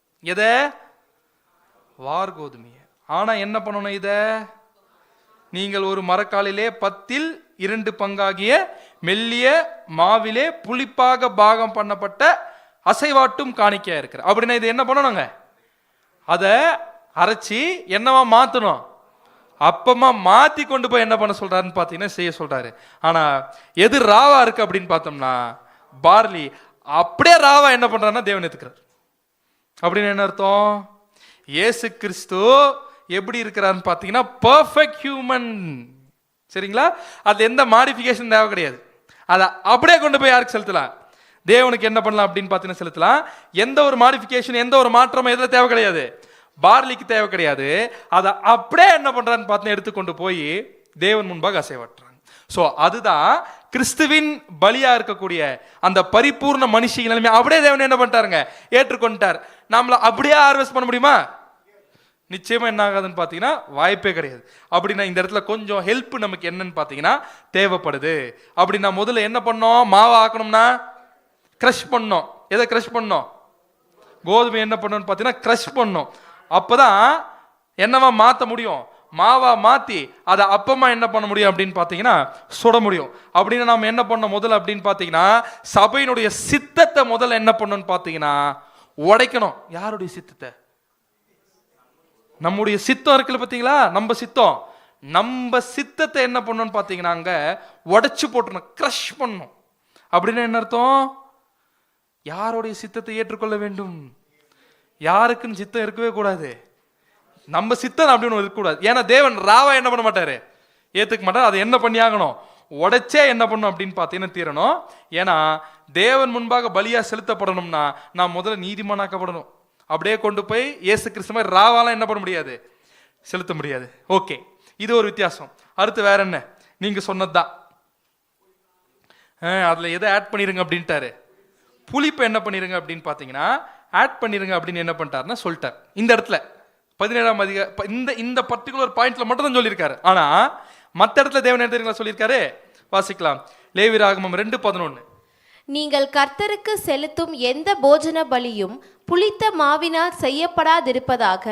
புளித்த மாவுள்ளதொன்றையும் தேனுள்ளதொன்றையும் கர்த்தருக்கு தகன பலியாக தகனிக்க வேண்டாம். சோ கிளியரா சொல்லிட்டாரு, புளிப்போடு என்ன பண்ணாதீங்க, செய்யாதீங்கன்னு சொல்லிட்டாரு. ஆனா இந்த ஹார்வெஸ்ட்ல இருந்து எடுக்கக்கூடிய இந்த ஒரு காணிக்கையை மட்டும் என்ன சொல்லிட்டாருன்னு பாத்தீங்கன்னா எதை ஆட் பண்ணிருங்க, புளிப்பு என்ன பண்ணிருங்கன்னு பார்த்தீங்கன்னா ஆட் பண்ணிருங்கன்ட்டார். மற்ற இடத்துல என்ன சொல்லிட்டாரு?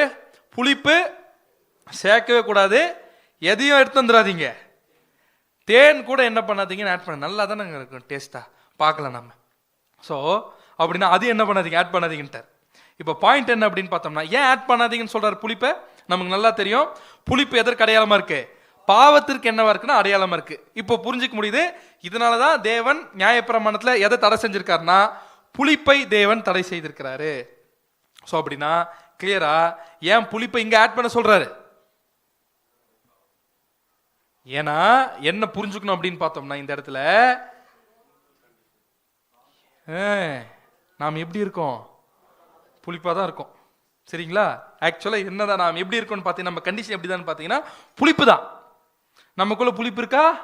இருக்கு. ஏன்னா அபூர்ணம் என்ன இருக்குது இருக்கு. யாருக்கிட்ட புளிப்பு இல்லையா?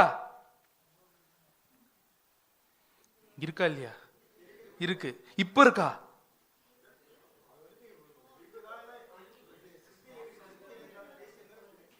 சரி, இப்போ நான் என்ன கேட்கிறேன் அப்படின்னு பார்த்தோம்னா, இப்ப தேவன் அப்படி பார்க்கிறார் நம்மள, நமக்குள்ள அபூர்ணம் இருக்கு, ஓகே. தேவன் இப்படி பார்க்கறாரா? இல்ல, கரெக்டா? ஆனா நமக்குள்ள என்ன இருக்கு? புளிப்பு இருக்கு. ஏன்னா விழுந்து போன சரீரத்துக்குள்ள என்ன பண்றோம் அப்படின்னு பாத்தீங்கன்னா இருக்கும். ஸோ அப்போ கிளியரா என்ன புரியுது அப்படின்னு பார்த்தோம்னா, ஆனா அதை எப்படி அதுல இருந்து ஆட் பண்ணாங்களா? எதுல? பார்லி ஹார்வெஸ்ட்ல அப்படியே கொண்டு போய் சேர்த்தாங்க. ஏன்? அவர்கிட்ட புளிப்பே கிடையாது. ஏன்னா பழுதற்றவர், பாவிகளுக்கு விலகினவர். he was sinless. அதை அப்படியே தேவனால் என்ன பண்றாருங்க? ஏற்றுக்கொண்டுட்டாரு. ஆனா நம்மள தேவன் அப்படியே ஏற்றுக்கொள்ள முடியாது. நமக்கு ஒரு gift தேவை. என்ன gift? ஜஸ்டிஃபிகேஷன் ஒரு gift தேவை. நீதிமானாக்கப்படுதல் அப்படின்ற ஒரு விஷயம் இல்லாம நம்மளால என்ன பண்ண முடியாது? ஒண்ணுமே செய்ய முடியாது. ஆனா இந்த இடத்துல புளிப்பை ஆட் பண்ணி என்ன பண்ண சொல்றாரு? செய்ய சொல்றாரு. ஓகே தேவனே, புளிப்பை ஆட் பண்ண சொல்றீங்க. பட் புளிப்பை ஆட் பண்ணதுக்கு காரணம் நாங்க இப்படி எடுத்துக்கிறோம். ஏன்னா இது சபையினுடைய பலி அங்கீகரிக்கிறதுனால, அடையாளப்படுத்துறதுனால, நாங்க அபூர்ணத்துல இருக்கக்கூடிய விஷயத்தை நீங்க அங்க அடையாளப்படுத்த வேண்டியதுனால இங்க நீங்க சொல்லியிருக்கீங்க தேவனே அப்படின்னு நம்ம எடுத்துனா கூட, இந்த இடத்துல அப்ப கூட புளிப்போட எடுத்துப்பாரு தேவன் பலிய. அவர் அக்செப்ட் பண்ணும் போது புளிப்பு இல்லாம தானே என்ன பண்ணுவோம் தேவன் எப்பவுமே அக்செப்ட் பண்ணுவாரு. அப்புறம் ஏன் இப்ப இது எப்படி அக்செப்ட் பண்ண முடியும் தேவனால? என் கேள்வி புரிஞ்சுங்களா? நம்மளை அடையாளப்படுத்துறதுக்கு வேணா என்ன பண்ணிக்கலாம், புளிப்போட என்ன பண்ணுங்க, இந்த இடத்துல பலி செலுத்துங்க அப்படின்னு சொல்லிட்டாரு. ஆனா பலியை அங்கீகரிக்கணும்னா அந்த பலிக்குள்ள என்ன இருக்கக்கூடாது? புளிப்பு இருக்கக்கூடாதுல்ல. அப்ப எப்படி இந்த கோதுமை ஹார்வெஸ்ட் இந்த ஒரு பலி தேவனால் அங்கீகரிக்க முடியுது? இல்ல, நான் லிட்டரலா கேட்கிறேன், லிட்டரலாவே கேட்கிறேன். நான் யாரோ சொல்றீங்க சுட்டது மட்டும் வருது, ஆனா அதுக்கு மேல பதில் வரல. சரியான பதில் தான் நீங்க சொல்றது, சரிங்களா? பேக்கரியில் வேலை செய்யறதுக்கு நல்லா தெரியுமாம்மா இது என்ன அப்படின்னு பார்த்தீங்கன்னா, சுடும்போது எதை அப்பத்தை சுடும்பொழுது எது செத்து போயிடும் அப்படின்னு பார்த்தீங்கன்னா, புளிப்பு செத்து போயிடும். புளிப்பு என்ன ஆயிரும் அப்படின்னு பார்த்தீங்கன்னா செத்து போயிடும். ஸோ அப்படி நான் கிளியரா இந்த இடத்துல இயேசு கிறிஸ்துவனுடைய பலி அப்ளை ஆயிட்டதுனால நம்மளுடைய புளிப்பு என்னாச்சு? செத்து போச்சு. நம்மளுடைய பலிய தேவன் என்ன பண்றாரு? அங்கீகரிக்கிறார். ஸோ எப்பேற்பட்ட விஷயத்தை தேவன் வச்சிருக்கிறார் பாருங்க. ஸோ இதுதான் அந்த கோதுமையினுடைய பலி என்ன பண்றோம்னு பார்த்தீங்கன்னா நம்ம பார்க்குறோம். இப்போ அடுத்தது வேற என்ன முக்கியமான பாயிண்ட் பார்க்கணும் அப்படின்னு பார்த்தீங்கன்னா, ஆமா சபை அப்படின்னு நம்ம சொல்லிட்டு இருக்கோம். ஆனா அங்க 2 அப்பத்தை எடுத்துன்னு போய் என்ன பண்றாங்க? காணிக்கையா செலுத்துறாங்களே, அசைவாட்டும் காணிக்கையா 2 அப்பங்களை என்ன பண்ணணும்? அந்த இடத்துல தேவன் முன்பாக ஒப்பு கொடுக்கணும். ஒய் 2 அப்பம்? Very good. சபை திரள் கூட்டம் அப்படின்னா இந்த இடத்துல ஆவியில் ஜெனிப்பிக்கப்பட்ட தேவனுடைய பிள்ளைகளுக்குள்ள 2 வகுப்பார் இருக்காங்க. அந்த 2 வகுப்பார் எப்படிதான் இருக்குது? புளிப்பா தான் இருக்குது. ஆனா அதை சுடும் போது என்ன ஆயிருது அப்படின்னா, இந்த 2 வகுப்பாருக்குமே யாரோடைய பலி அப்ளை ஆகுது அப்படின்னு பார்த்தோம்னா கிறிஸ்துவனுடைய பலி அப்ளை ஆகுது. ஸோ இந்த 2 வகுப்பா இருக்காங்கன்னு தேவனுடைய திட்டத்தில் நிறைய இடத்துல நம்ம பார்க்குறோம். ஒப்புரவாக்குதல் பலியில பார்க்குறோம், ஆசாரியர்கள் லேவியர்கள் விஷயத்துல டேபர்னக்கல்ல பார்க்குறோம், 10 கன்னிகள் ஓமையில பார்க்குறோம். நிறைய இடத்துல இந்த 2 வகுப்பார் என்ன பண்ணிட்டே இருக்காங்க, வந்துட்டே இருக்கிறது என்ன பண்றோம்னா நம்ம கவனிக்கிறோம். ஆனா இன்னொரு விஷயம் என்ன அப்படின்னு பார்த்தோம்னா, அங்க பார்லி ஹார்வெஸ்ட்ல ஒரே ஒரு ஆட்டுக்குட்டி தான் என்ன பண்ணப்பட்டது? பலி செலுத்தப்பட்டது. பட் இந்த இடத்துல என்னென்னலாம் பண்ணணும் அப்படின்னு பார்த்தீங்கன்னா, அப்படியே வாசிங்க. நீங்கள் அந்த கதிர்க்கட்டை அசைவாட்டும் நாளில் கர்த்தருக்கு சர்வாங்க தகன பலியாக 1 வயதான பழுதற்ற ஒரு ஆட்டுக்குட்டியையும், அப்பத்தோடே கூட கர்த்தருக்கு சர்வாங்க தகன பலியாக 1 வயதான பழுதற்ற 7 ஆட்டுக்குட்டிகளையும், 1 காளையையும், 2 ஆட்டுக்கடாக்களையும் கர்த்தருக்கு சுகந்த வாசனையான தகன பலியாக அவைகளுக்கு அடுத்த போஜன பலியையும் பான பலியையும் செலுத்தி. அப்படின்னா மொத்தம் எத்தனை வருது? 7. மேலேயே ஒரு ஆட்டுக்குட்டி 1. அடுத்தது 7 ஆட்டுக்குட்டிகள். அடுத்தது 8, 11. ஒரு காளை, 2 ஆட்டுக்கடா. புரியுதுங்களா? ஸோ அப்படின்னா கிளியரா என்ன புரிஞ்சது அப்படின்னு பார்த்தோம்னா, இந்த இடத்துல அங்க 1, இந்த இடத்துல எத்தனை வருது? மொத்தம் 10 வருது. மொத்தம் 10 என்ன ஆகுதுன்னு பார்த்தீங்கன்னா வருது. 18ஆம் வசனம் வாசிங்க. அப்பத்தோடே கூட கர்த்தருக்கு சர்வாங்க தகன பலியாக. 12ஆம் வசனம் பார்லி. இது 18ல படிங்க.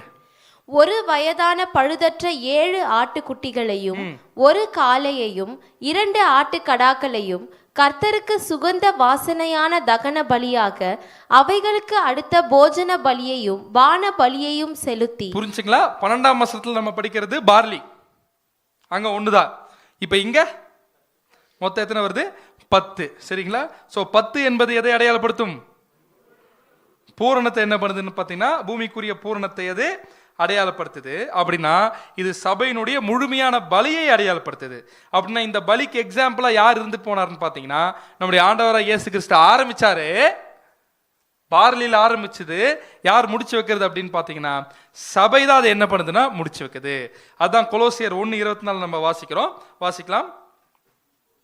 இப்பொழுது நான் உங்கள் நிமித்தம் அனுபவிக்கிற பாடுகளில் சந்தோஷம் அடைந்து கிறிஸ்துவினுடைய உபத்திரவங்களில் குறைவானதை அவருடைய சரீரமாகிய சபைக்காக என் மாம்சத்திலே நிறைவேற்றுகிறேன். அப்படின்னா என்ன அர்த்தம்? இந்த வசனத்திற்கான விளக்கத்தை நம்ம நிறைய தடவை பார்த்திருக்கோம். பட் திருப்பி நான் சொல்றேன், இந்த வசனம் பாவ நிவாரண பலியை பத்தி பேசுது.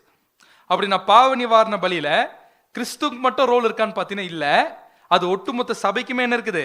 ரோல் இருக்கு. கரெக்டா? ஒவ்வொருத்தருக்கும் ஒவ்வொரு ரோல் இருக்கு. பவுல் என்ன சொல்றாரு அப்படின்னு பாத்தீங்கன்னா அதுல எனக்கான ரோலை என்ன பண்றேன் நான் இப்போ நிறைவேற்றி கொண்டிருக்கிறேன் அப்படிங்கிறார். அப்படின்னா பவுலுக்கு மட்டும் இதுல ரோல் இருக்கா? இல்ல. 1,44,000 பேருக்கு மேல என்ன இருக்குது? ரோல் இருக்கு. எதை நிரப்புறதுக்கு? பாவ நிவாரண பலியை நிரப்புறதுக்கு. அப்படின்னா அது இன்னும் என்ன பண்ணப்படல? நிரப்பப்படல. நிரப்பி கொண்டு இருக்கிறோம்.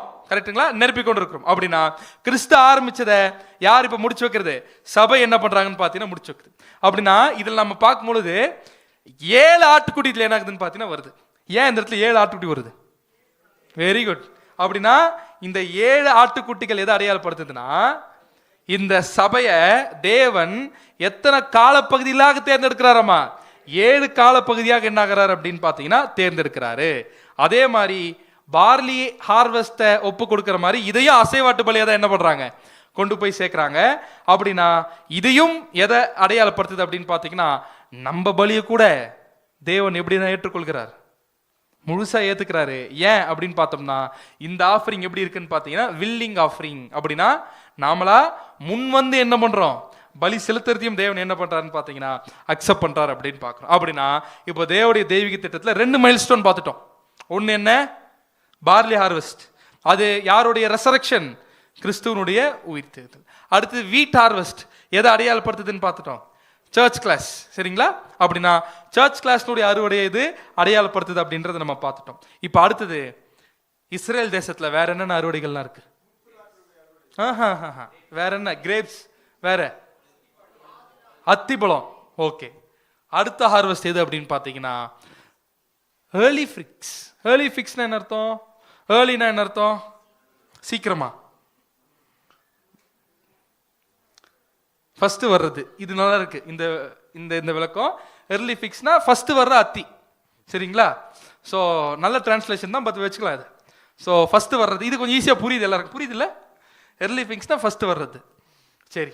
ஸோ இந்த முதல் வருகிற இந்த அத்தி பழங்கள் இருக்குல்ல, முதல் வருகிற அத்தி பழங்கள் அறுவடை இருக்கு. அப்படி ஒரு அறுவடை என்ன அர்த்தம்?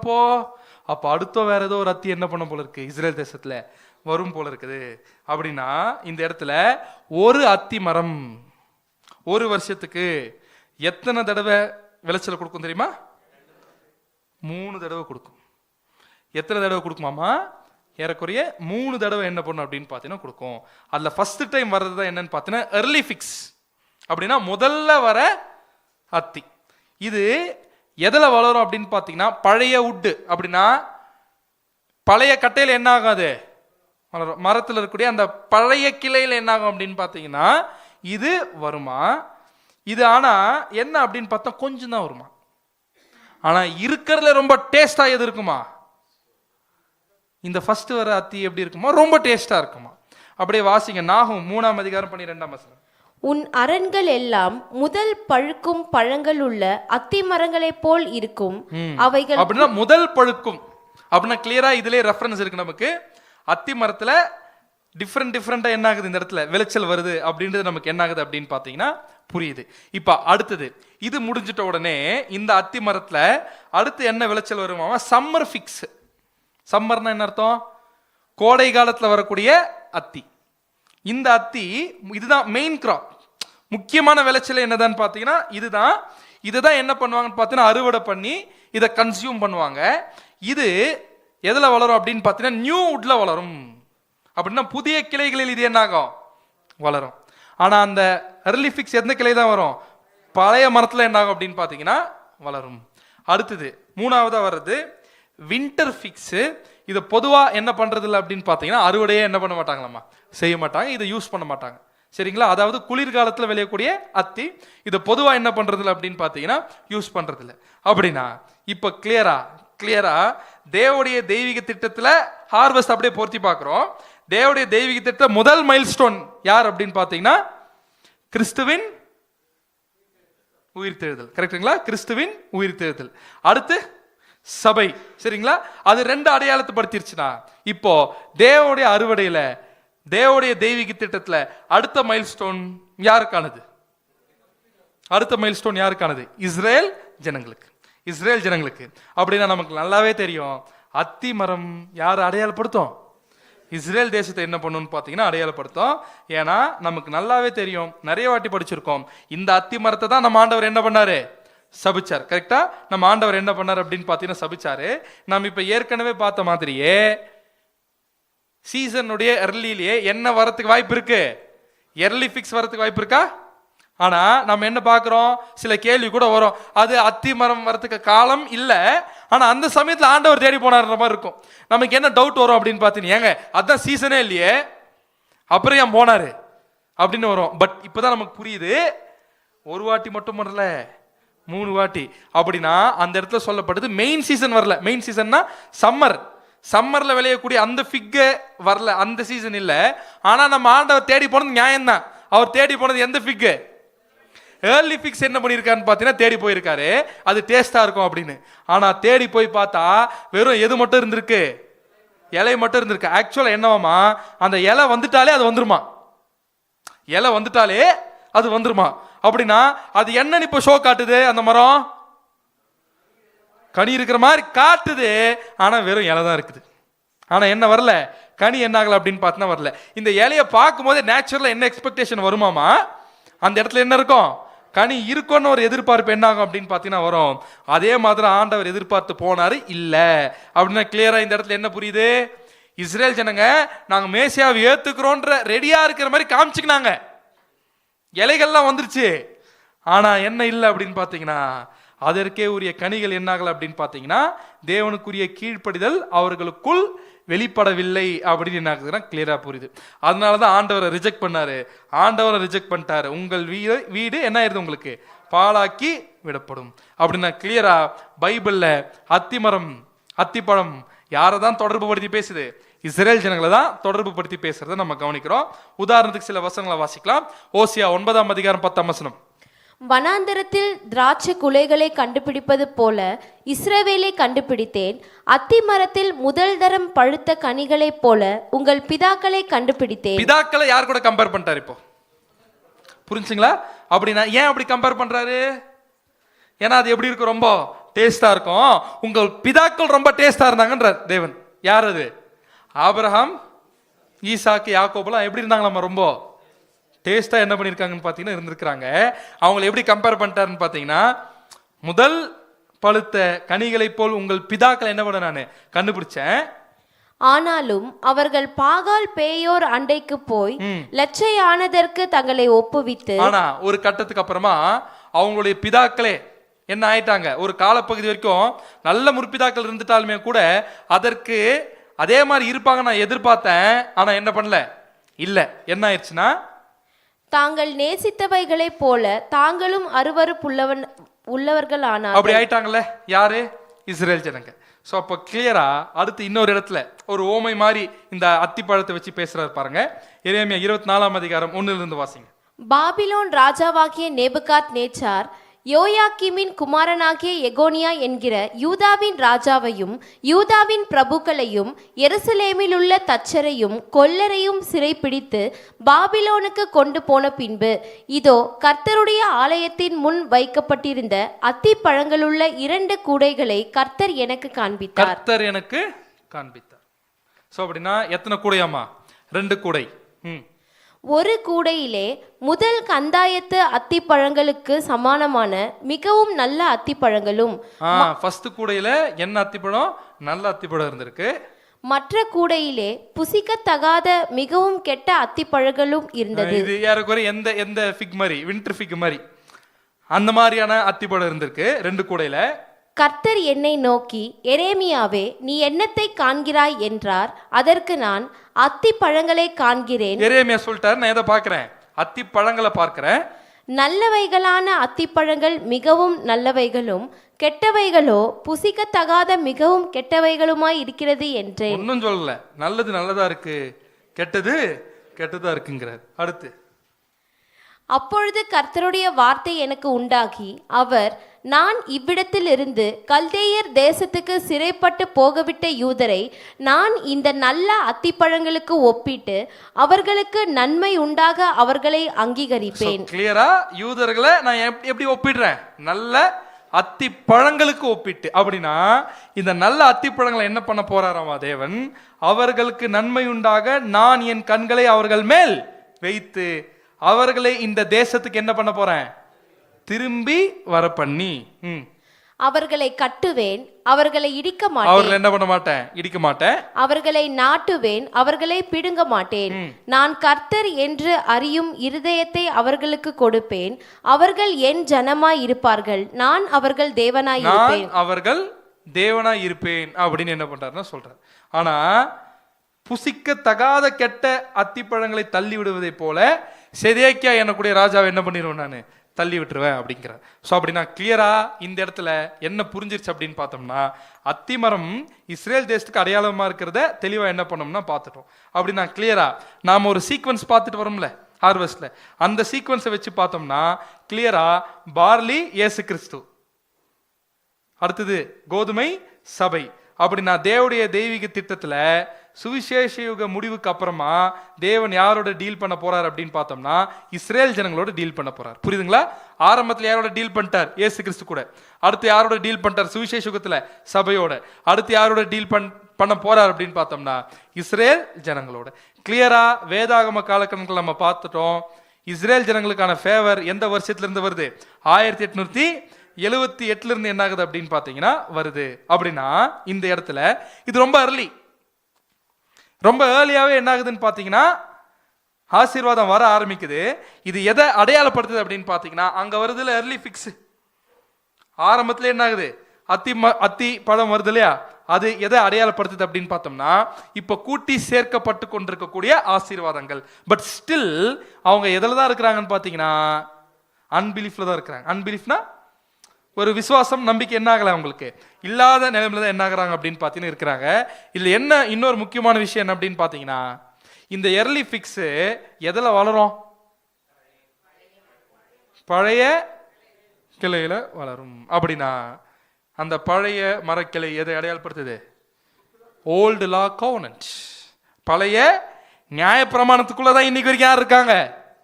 யூதர்கள் இருக்காங்க. புரியுதுங்களா? இன்னைக்கு வரைக்குமே பழைய நியாய பிரமாணத்துக்குள்ளதான் என்ன ஆகுறாங்க அப்படின்னு பார்த்தீங்கன்னா இருக்கிறாங்க. பட் ஸ்டில் இப்ப இருக்கக்கூடிய ஒரு ஃப்ரூட்டேஜ் கூட எங்க இருந்தா அவங்களுக்கு வருது அப்படின்னு பார்த்தோம்னா பழைய நியாய பிரமாணத்துக்குள்ள இருந்தா என்ன ஆகுதுங்க? வருது.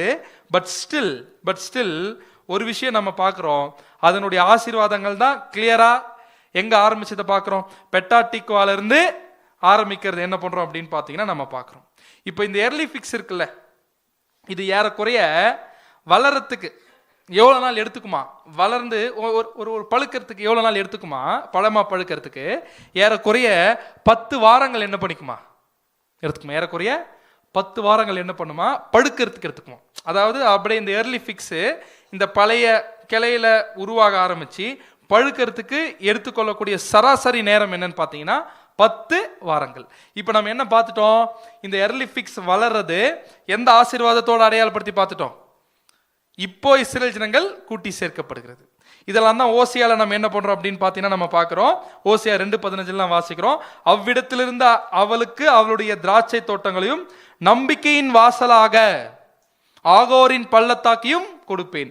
அந்த நம்பிக்கையின் வாசல் எனக்குடைய வார்த்தைக்குரிய அர்த்தம் தான் என்ன? பெட்டா டிக்வா. இப்போ அங்கிருந்து ஆரம்பிச்சுச்சுல, இது பழுக்கிறதுக்கு எத்தனை நாள் ஆகும்? 10 வாரம் ஆகும். பழுக்கிறதுக்கு எத்தனை வாரம் ஆகும்? 10 வாரம் ஆகும். ஒரு வாரத்தில் எத்தனை நாள்? இது எப்போ ஆரம்பிச்சிச்சு? 1878 ஆரம்பிச்சிச்சு, கரெக்டுங்களா? ஆனால் அதை பழுக்கிறதுக்கு எத்தனை நாள் ஆகுமா? 10 வாரம். ஒரு வாரத்தில் எத்தனை நாள்? 7 நாள். அப்போ மொத்தம் எத்தனை நாள்? 70 நாள். ஒரு நாளுக்கு எத்தனை வருஷம்? தீர்க்க தரிசனத்தில் 1 வருஷம். தீர்க்க தரிசனம் 1 நாள் 1 வருஷம். அப்போ 70 நாள் 70 வருஷம். எப்போ ஆரம்பிச்சிச்சு இது வளர்றதுக்கு? 1878. 1878 வளர ஆரம்பிச்சிச்சு. எக்ஸாக்டா 70 நாள்ல. 70 நாள்னா 70 வருஷம். 70 வருஷத்தை கணக்கு போட்டீங்கன்னா எந்த டேட் வரும்?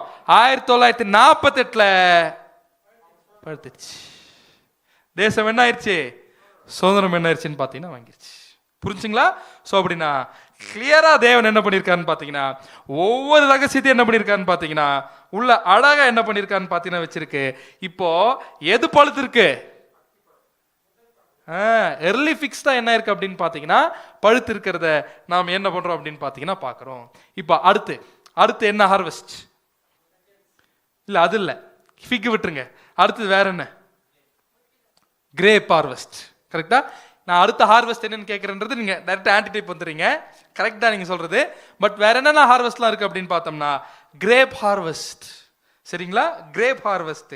இப்போ அடுத்தது நெக்ஸ்ட் அதை தான் என்ன பண்ணுவாங்களோ அறுவடை பண்ணி எடுப்பாங்களாமா. அப்படின்னா கிரேப் ஹார்வெஸ்ட் யாரை அடையாளப்படுத்தும்? வாசிக்கலாம். சக்கரியா 3:10.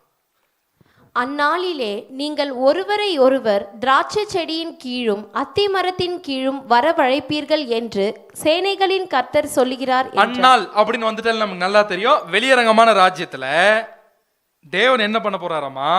ஒவ்வொருவரையும் திராட்சை செடியின் கீழையும் அத்தி மரத்தின் கீழே என்ன பண்ணுவீங்க? வரவழைப்பீர்கள் என்று சேனைகளின் கர்த்தர் சொல்லுகிறார் என்றார். அப்படின்னா நாளைக்கு வெளியரங்கமான ராஜ்யத்துல எல்லாரும் என்ன பண்ண போறாரு? எல்லாரும் வாங்க, எது கீழே உட்காருங்க? திராட்சை செடி கீழையும் அத்தி மரத்தின் கீழே உட்காருங்கன்னு சொல்ல போறாரா? இல்ல. லிட்டரலா நடக்க போதா இது? இல்ல. அப்படின்னா இது ரெண்டும் ஏதோ ஒரு விஷயத்தை என்ன பண்ணுது? அடையாளப்படுத்துது. கரெக்டுங்களா? ரெண்டும் ஏதோ ஒரு விஷயத்தை அடையாளப்படுத்துது. அப்படின்னா கிளியரா ஒயின் திராட்சை செடி எதை அடையாளப்படுத்தும் அப்படின்னு பார்த்தீங்கன்னா கிறிஸ்துவையும் சபையும். கரெக்டுங்களா? நம்ம நானே மெய்யான கிளியரா கம்பேர் பண்ணி பார்த்தோம்னா இந்த இடத்துல திராட்சை செடி யாரை அடையாளப்படுத்துது அப்படின்னு பார்த்தோம்னா ஹெவன்லி கிங்டத்தை அடையாளப்படுத்துது. அத்தி மரம் எதை அடையாளப்படுத்துது? இப்பதான் நம்ம பார்த்தோம், இஸ்ரேல் தேசம். அப்படின்னா நாளைக்கு இயேசு கிறிஸ்துவோடைய ராஜ்யத்துல வானத்துக்குரிய அரசாட்சின்னு ஒன்று இருக்கு, பூமிக்குரிய அரசாட்சி அப்படின்னு ஒன்று இருக்கு. கரெக்டுங்களா? எர்த்லி கிங்டமும் இருக்குது.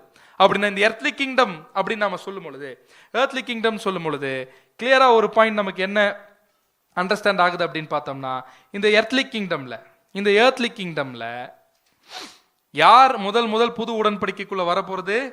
இஸ்ரேல் ஜனங்கள். முதல் புது உடன்படிக்கைக்குள்ள வரப்போறது யாரு?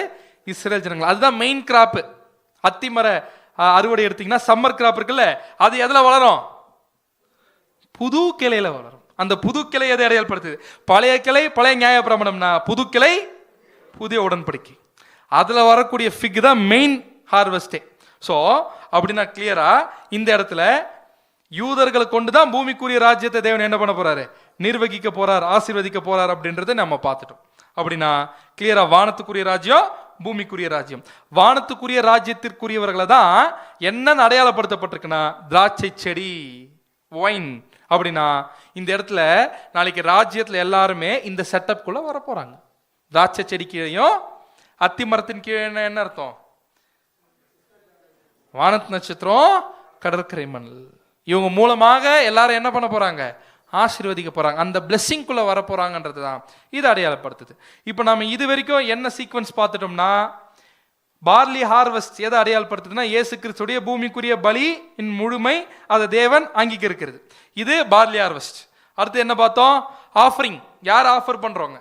தேவன் ஆஃபர் பண்றது அடையாளப்படுத்தப்பட்டிருக்குன்னா கிறிஸ்துவையும் சபையும் திரள் கூட்டத்தையும். அதுதான் அந்த ரெண்டு. அப்போ இது எங்க நடக்குது?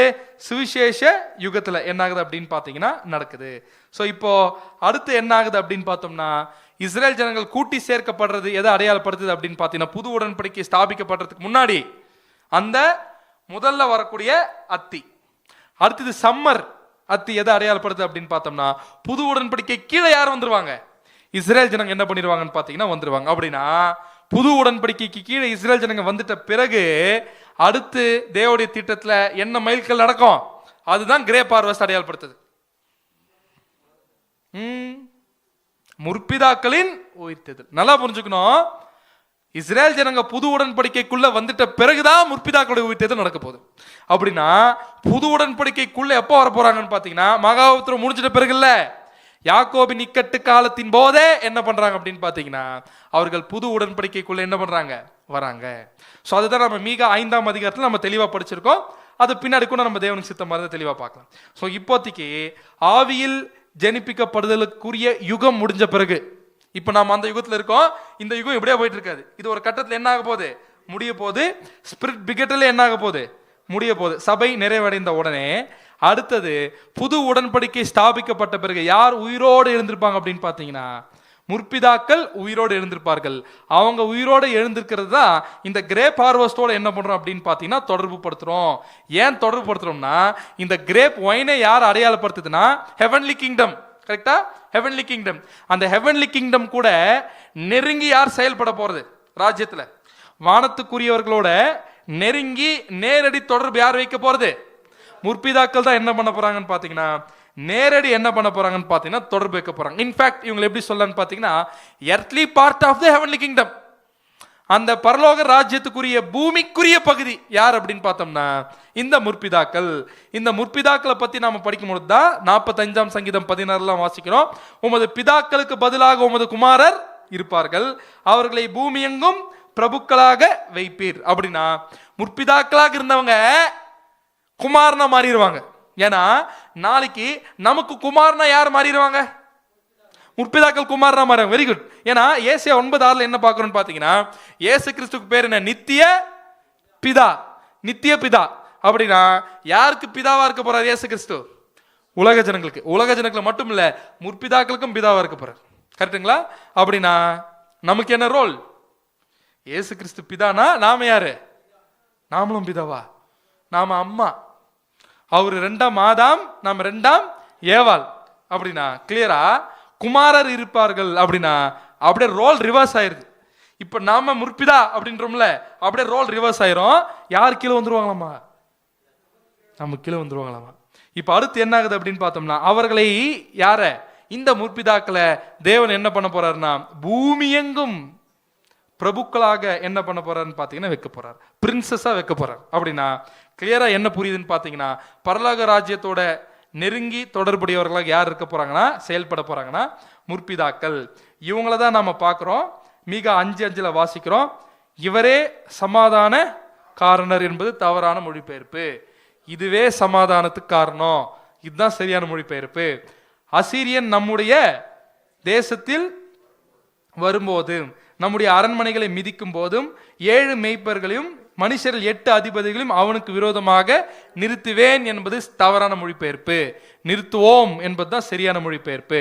அந்த நிறுத்துவோம்னு யார் பேசுறாங்கன்னு பாத்தீங்கன்னா நீங்க கான்டெக்ஸ்ட் எடுத்து வாசிச்சு பாத்தீங்கன்னா இஸ்ரேல் ஜனங்கள், புது உடன்படிக்கையை ஏற்றுக்கொண்டுட்ட இஸ்ரேல் ஜனங்க யாக்கோபு இக்கட்டு காலத்துல சொல்றாங்க இவங்களுக்கு விரோதமா யார் எழுப்புறான்? 7 மேய்ப்பர்கள் 8 அதிபதிகள். அப்படின்னா கிளியரா இந்த ஸ்கிரிப்சர் யாக்கோபின் இக்கட்டு காலத்தை அடையாளப்படுத்துது. இந்த இடத்துல 7 மேய்ப்பர்கள் மகிமையில் இருக்கக்கூடிய கிறிஸ்துவின் சபை. அப்படின்னா இந்த இடத்துல யூதர்களுடைய குருட்டுத்தன்மை எடுத்து போடப்பட்டு புது உடன்படிக்கைக்குள்ள அவங்க வந்துட்டு தேவனே இவங்க எல்லாருமே எதிர்த்து வராங்க எங்களை அழிக்கிறதுக்கு. அப்போ இவங்க புது உடன்படிக்கைக்குள்ள வந்த காரணத்திற்காக தான் ரெசரக்ஷனே, முற்பிதாக்கள் ரெசரக்ஷன் என்ன அங்க நடக்குது. முற்பிதாக்கள் வந்துட்ட பிறகு புது உடன்படிக்கை கிடையாது. அப்படின்னா கிளியரா இந்த இடத்துல புதுசா உயிர் எழுப்பப்படுகிறார்கள். சரிங்களா? அததான் ஏசாயா 1:26 நம்ம வாசிக்கிறோம். என்ன வாசிக்கிறோம் அப்படின்னு பார்த்தோம்னா உன் நியாயாதிபதிகளை முன் இருந்தது போலவும் உன் ஆலோசனைக்காரரை ஆதியில் இருந்தது போலவும் திரும்ப கட்டளையிடுவேன். அப்படின்னு திரும்ப என்ன பண்றேன் நானு? உயிரோட என்ன பண்றேன் அப்படின்னு பார்த்தா கொண்டு வரும் பொழுது நீ இஸ்ரேல் தேசம் என்ன சொல்லப்படுதுன்னு பாத்தீங்கன்னா நீ நீதிபுரம் என்றும் சத்திய நகரம் என்றும் என்ன பண்ண போற? பெயர் பெறுவார். இன்னைக்கு இருக்கக்கூடிய ஜெருசலேம் இப்படி என்ன ஆக போகுது அப்படின்னு பார்த்தீங்கன்னா மாறப்போகுது. ஸோ இவர்களுடைய உயிர் தேர்தலை தான் கிரேப் ஹார்வெஸ்டோட நம்ம என்ன பண்றோம் அப்படின்னு பார்த்தீங்கன்னா தொடர்பு படுத்தி பார்க்கிறோம். அடுத்து வேற என்ன ஹார்வெஸ்ட் இருக்கு? அதோட முடிஞ்சா இஸ்ரேல் தேசத்துல வேற என்ன அறுவடை இருக்கு? வெரி குட் பிரதர், போமக்ரேனட், மாதுளம் அறுவடைகள். ஸோ உண்மையாவே இது ஒரு இன்ட்ரெஸ்டிங் ஃப்ரூட். ஏன் இன்ட்ரெஸ்டிங் ஃப்ரூட்?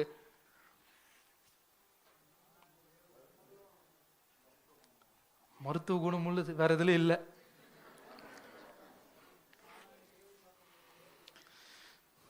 வித்தியாசமான ஃப்ரூட் இது. நிறைய சீட்ஸ் என்ன ஆகும் அப்படின்னு பார்த்தீங்கன்னா இருக்கும் with a packet of red juice. ஒவ்வொரு சீடையும் என்ன கவர் ஆகிருக்கும், அந்த ரெட் ஜூஸ் என்ன இருக்கும் அப்படின்னு பார்த்தீங்கன்னா கவர் ஆகிருக்கும். இப்போ ஏறக்குறைய தேவடைய திட்டத்தில் ஒவ்வொரு மைல் ஸ்டோனை கடந்து எங்கே வந்துட்டோம் நாம்? இப்போ இயேசு கிறிஸ்துவ உயிர்த்தெழுதல், சபை, இஸ்ரேல் ஜனங்க முடிச்சாச்சு, முற்பிதாக்களை முடிச்சாச்சு. அப்போ அடுத்தது ஒட்டுமொத்த உலக ஜனங்கள். இப்போ ராஜ்யத்துல மத்தியஸ்தர் ஆளுகையின் காலப்பகுதிக்கு என்ன பண்றோம்? நாம வந்துட்டோம். புதிய உடன்படிக்கை செயல்பட ஆரம்பிச்சிருச்சு. ஏன்ஷியன்ட் ஒர்த்திஸ் ராஜ்யத்தினுடைய வேலைகளை, ராஜ்யத்தினுடைய பிசினஸ் என்ன பண்ண ஆரம்பிச்சிட்டாங்கன்னு பார்த்தீங்கன்னா செயல்படுத்த ஆரம்பிச்சிட்டாங்க. செயல்படுத்த என்ன பண்ணிட்டாங்கன்னு பார்த்தீங்கன்னா ஆரம்பிச்சிட்டாங்க. அப்படி ஆரம்பிச்சிட்ட உடனே புது உடன்படிக்கைக்குள்ள ஒவ்வொரு நபர்களா உயிர் தேர்ந்து உள்ள வர வர வர வர அவர்கள் பரிபூர்ண மனிதர்களாக என்ன பண்ண ஆரம்பிக்க போறாங்க? மாற போறாங்க. எப்படி மாதுளத்துக்குள்ள ஒவ்வொரு விதைகளும் எதால் சூழப்பட்டிருக்குது?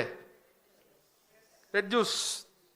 அப்படின்னா இந்த இடத்துல ஒவ்வொரு விதைகளும் நாளைக்கு ராஜ்யத்தில் வரக்கூடிய ஒவ்வொரு தனி நபர்களை என்ன ஆகுதுன்னு பார்த்தீங்கன்னா அடையாளப்படுத்துது. அந்த ஒவ்வொரு தனி நபர்களும் பரிபூர்ண மனுஷீகத்தை நோக்கி என்ன பண்ண போறாங்க அப்படின்னு பார்த்தீங்கன்னா போறாங்க. இதுல ஒவ்வொரு விதையும் எது சரௌண்ட் ஆயிருக்கு? ரெட் ஜூஸ் என்ன ஆயிருக்குன்னா சரௌண்ட் ஆயிருக்கு. அப்படின்னு என்ன அர்த்தம்? ஒவ்வொரு மனுஷனுக்கும் இயேசு கிறிஸ்துவோடைய ஈடுபலி என்ன இருக்கு அந்த இடத்துல செலுத்தப்பட்டிருக்கு. ஒவ்வொரு மனுஷனுக்கும் இயேசு கிறிஸ்துவோடைய ஈடுபலி என்ன ஆகுதுன்னு பார்த்தீங்கன்னா செலுத்தப்பட்டிருக்கு. அப்படின்னா ஒவ்வொரு விதைக்கும் கேரண்டி, ஒவ்வொரு விதையும் எதால் சூழப்பட்டிருக்குது?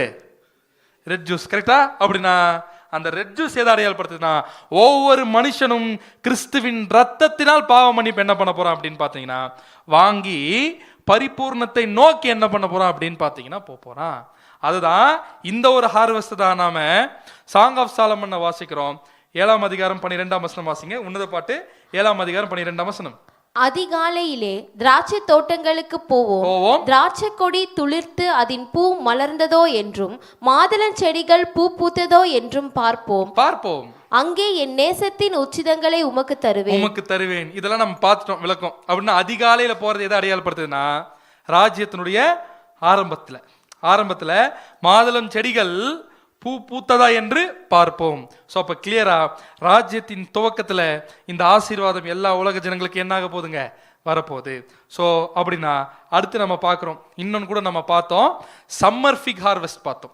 சம்மர் ஃபிக் ஹார்வெஸ்ட் பார்க்கும்பொழுது இது வெறும் யாரை மட்டும் அடையாளப்படுத்துது அப்படின்னு பார்த்தீங்கன்னா வெறும் இஸ்ரேல் ஜனங்களுக்கு மட்டும் இது கிடையாது. ஏன்? ஒரு மிகப்பெரிய வித்தியாசம் பார்த்தோம். என்ன வித்தியாசம் பார்த்தோம்? அது பழைய கலை, இது புதிய கிளை. கரெக்டா? அப்படின்னா நமக்கு நல்லா தெரியும் புதிய கிளை எதை அடையாளப்படுத்துது? புதிய உடன்படிக்கை. கரெக்டா? ஆனா புதிய உடன்படிக்கை யார்கிட்ட போட போறது இல்ல? உலக ஜனங்கள்கிட்ட போட போறது இல்ல, இஸ்ரேல் தேசத்துக்கிட்ட தான் என்ன பண்ண போறாருங்க? போட போறாரு. அதனாலதான் நம்ம பார்த்தோம் அந்த சம்மர் ஃபிக் முதல்ல யாருடைய அறுவடை அடையாளப்படுத்துதுன்னா புது உடன்படிக்கை கீழே வரக்கூடிய இஸ்ரேல் ஜனங்க.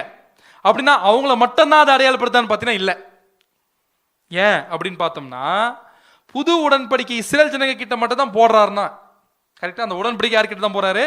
இஸ்ரேல் ஜனங்க கிட்ட தான் போடுறாரு. அப்படின்னா கேள்வி, புது உடன்படிக்கை ஆசீர்வாதம் வரணும்னா அந்த உடன்படிக்கை அவங்க கிட்ட போடப்பட்டாதான ஆசீர்வாதமே வரும். என் கேள்வி புரிஞ்சுங்களா? ஒரு உடன்படிக்கைக்கு இந்த ஆசீர்வாதங்கள்லாம் இருக்குன்னா அந்த உடன்படிக்கை ஒருத்தர்கிட்ட போட்டாதான ஆசீர்வாதமே வரும். அப்படின்னா புது உடன்படிக்கை யார்கிட்ட தான் போடுறாரு? இஸ்ரேல் ஜனங்க கிட்ட தான் போடுறாரு. அப்படின்னா புது உடன்படிக்கையின் ஆசீர்வாதம் யாருக்கு தான்? இஸ்ரேல் ஜனங்க தான். இப்போ புது உடன்படிக்கையின் ஆசீர்வாதம் இஸ்ரேல் ஜனங்க மட்டும் தானா? இல்ல, உலக ஜனங்களுக்கு தான் சொல்றோமே. ஆனா உடன்படிக்கை யார்கிட்ட தான் போடுறாரு? இஸ்ரேல் ஜனங்க கிட்ட தான் போடுறான்னு சொல்லும் பொழுது எப்படி உலக ஜனங்களுக்கு புது உடன்படிக்கையின் ஆசீர்வாதம் வரும்? Very good. என்ன அப்படின்னு பார்த்தோம்னா அவங்க என்னவா மாறணும் அப்படின்னு பார்த்தோம்னா அவங்க இஸ்ரேலர்களாவே மாறணும். அதான் ஒரே ஆப்ஷன். புரிஞ்சுங்களா? ஏன்னா தேவன் யார்கிட்ட உடன்படிக்கை போடல? உலக ஜனங்கள் கிட்ட உடன்படிக்கையே போடல. அதனால அவங்க இஸ்ரேலர்களாகவே என்ன பண்ணும்? மாற வேண்டும். யாரு? ஒட்டுமொத்த உலக ஜனங்களும் மாறுறாங்களா? இஸ்ரேலர்களா மாறுறாங்களா? மாறுறாங்க. எப்படி மாறுறாங்கன்னு பாத்தீங்கன்னா வாசிக்கலாம். சக்கரையா 8:23. அந்நாட்களில் என் நாட்களில் வெளியரங்கமான ராஜ்யத்தின் காலப்பகுதியில பலவித பாஷைக்காரராகிய புறஜாதியரில் 10 மனுஷர் ஒரு யூதனுடைய பலவித பாஷைக்காரராகிய புறஜாதியாரில் 10 மனுஷர். அப்படின்னா 10னா வெறும் 10 பேர் மட்டும் வர போறது இல்ல, பூமிக்குரிய ஒரு பூரணம். அப்படின்னா எல்லா புறஜாதி நாடுகளும் யோசிச்சு பாருங்க. எல்லா நாடுகளும் இன்னைக்கு இங்க இருக்கக்கூடிய கவர்மெண்ட்டும் சரி, சைனாவாகட்டும், இந்தியாவாகட்டும், ஜப்பான் ஆகட்டும், அமெரிக்கா ஆகட்டும், எல்லா புறஜாதி நாடுகளும் இஸ்ரேல் தேசத்தை பார்த்து என்ன சொல்ல போறாங்களாமா? வாசிக்கலாம். ஒரு யூதனுடைய வஸ்திர தொங்கலை பிடித்து கொண்டு தேவன் உங்களோடே இருக்கிறார் என்று கேள்விப்பட்டோம், ஆகையால் உங்களோடே கூட போவோம் என்று சொல்லி அவனை பற்றி கொள்வார்கள் என்று சேனைகளின் கர்த்தர் சொல்லுகிறார். அப்படின்னா என்ன சொல்றாங்கன்னா, உங்களை தேவனுடைய தெரிந்து கொள்ளப்பட்ட ஜனம்னு ஏற்றுக்கொண்டுட்டோம், நாங்களும் உங்களோட கூட என்ன பண்ணணும்னு ஆசையா இருக்கு, புது உடன்படிக்கை கூட வரணும்னு என்னவா இருக்கு, ஆசையா இருக்கு. இப்ப வரணும்னு ஆசையா இருந்தா போதுமா? ஏன்னா புது உடன்படிக்கை யாருக்கிட்ட தான்? இஸ்ரேல் ஜனம் கிட்ட. இவங்களுக்கு பொருந்துமா? பொருந்தாது. இப்ப என்னவா மாறி ஆகணும்? கன்வெர்ட் ஆகணும். என்னவா கன்வெர்ட் ஆகுறது இல்ல இந்த இடத்துல. இப்ப யோசிச்சு பாருங்க, எல்லாருமே மாறணும். என்னவா? இஸ்ரேலர்களை என்ன பண்ணும் அப்படின்னு பாத்தீங்கன்னா மாறணும். அப்போ என்ன பண்ணுவாங்களாமா? ஒவ்வொருத்தரும் உலக ஜனங்கள் எல்லாருமே என்ன பண்ணுவாங்களாமா? வாசிங்க. ஏசாயா 44:5 ஒருவன் நான் கர்த்தருடையவன் என்பான். நாளைக்கு ராஜ்யத்துல உலக ஜனங்கள் என்ன சொல்லுவாங்க? ஒருவன் நான் கர்த்தருடையவன். அந்த இடத்துல யாவே அப்படின்னு இருக்கு. அப்படின்னா நான் யாவே தேவனை உடையவன். அப்படின்னா தேவனுக்கு என்று நான் என்ன பண்ணிட்டேன்? அர்ப்பணிச்சிட்டேன் அப்படின்னு சொல்லுவாங்களாமா. அதோடு நிறுத்த போறது இல்லையாமா. அடுத்து பாருங்க. ஒருவன் யாக்கோபின் பேரை தரித்துக் கொள்வான். என்னன்னு பேர் வச்சுக்கலாமா அவங்க? ஒருவன் யாக்கோபின் பேரை என்ன பண்றான்? தரித்துக் கொள்வான். நான் என்னன்னு பேர் வச்சுக்கிறதுக்கு அப்புறமா இனி என் பேர் யாக்கோபு அப்படின்னு அர்த்தம். இனி நான் இஸ்ரவேலன். யார் சொல்ல போறாங்க? எல்லா உலக ஜனங்களும். அடுத்து ஒருவன் தான் கர்த்தருடையவன் என்று கையெழுத்து போட்டு இஸ்ரவேலின் நாமத்தை தரித்துக் கொள்வான். கையெழுத்து போட்டு சொல்றேங்க அப்படின்னு சொல்லுவாங்களாமா. யாரு? இப்போ ஒண்ணுமே தெரியாம எதையோ கல்லையும் மொன்னையும் போயிட்டு இருக்குல்ல, இன்னும் இன்னும் நேற்று கூட பார்த்தோம்ல. அப்படின்னா இது எல்லா புறஜாதியில என்ன பண்ணுவாங்களாமா?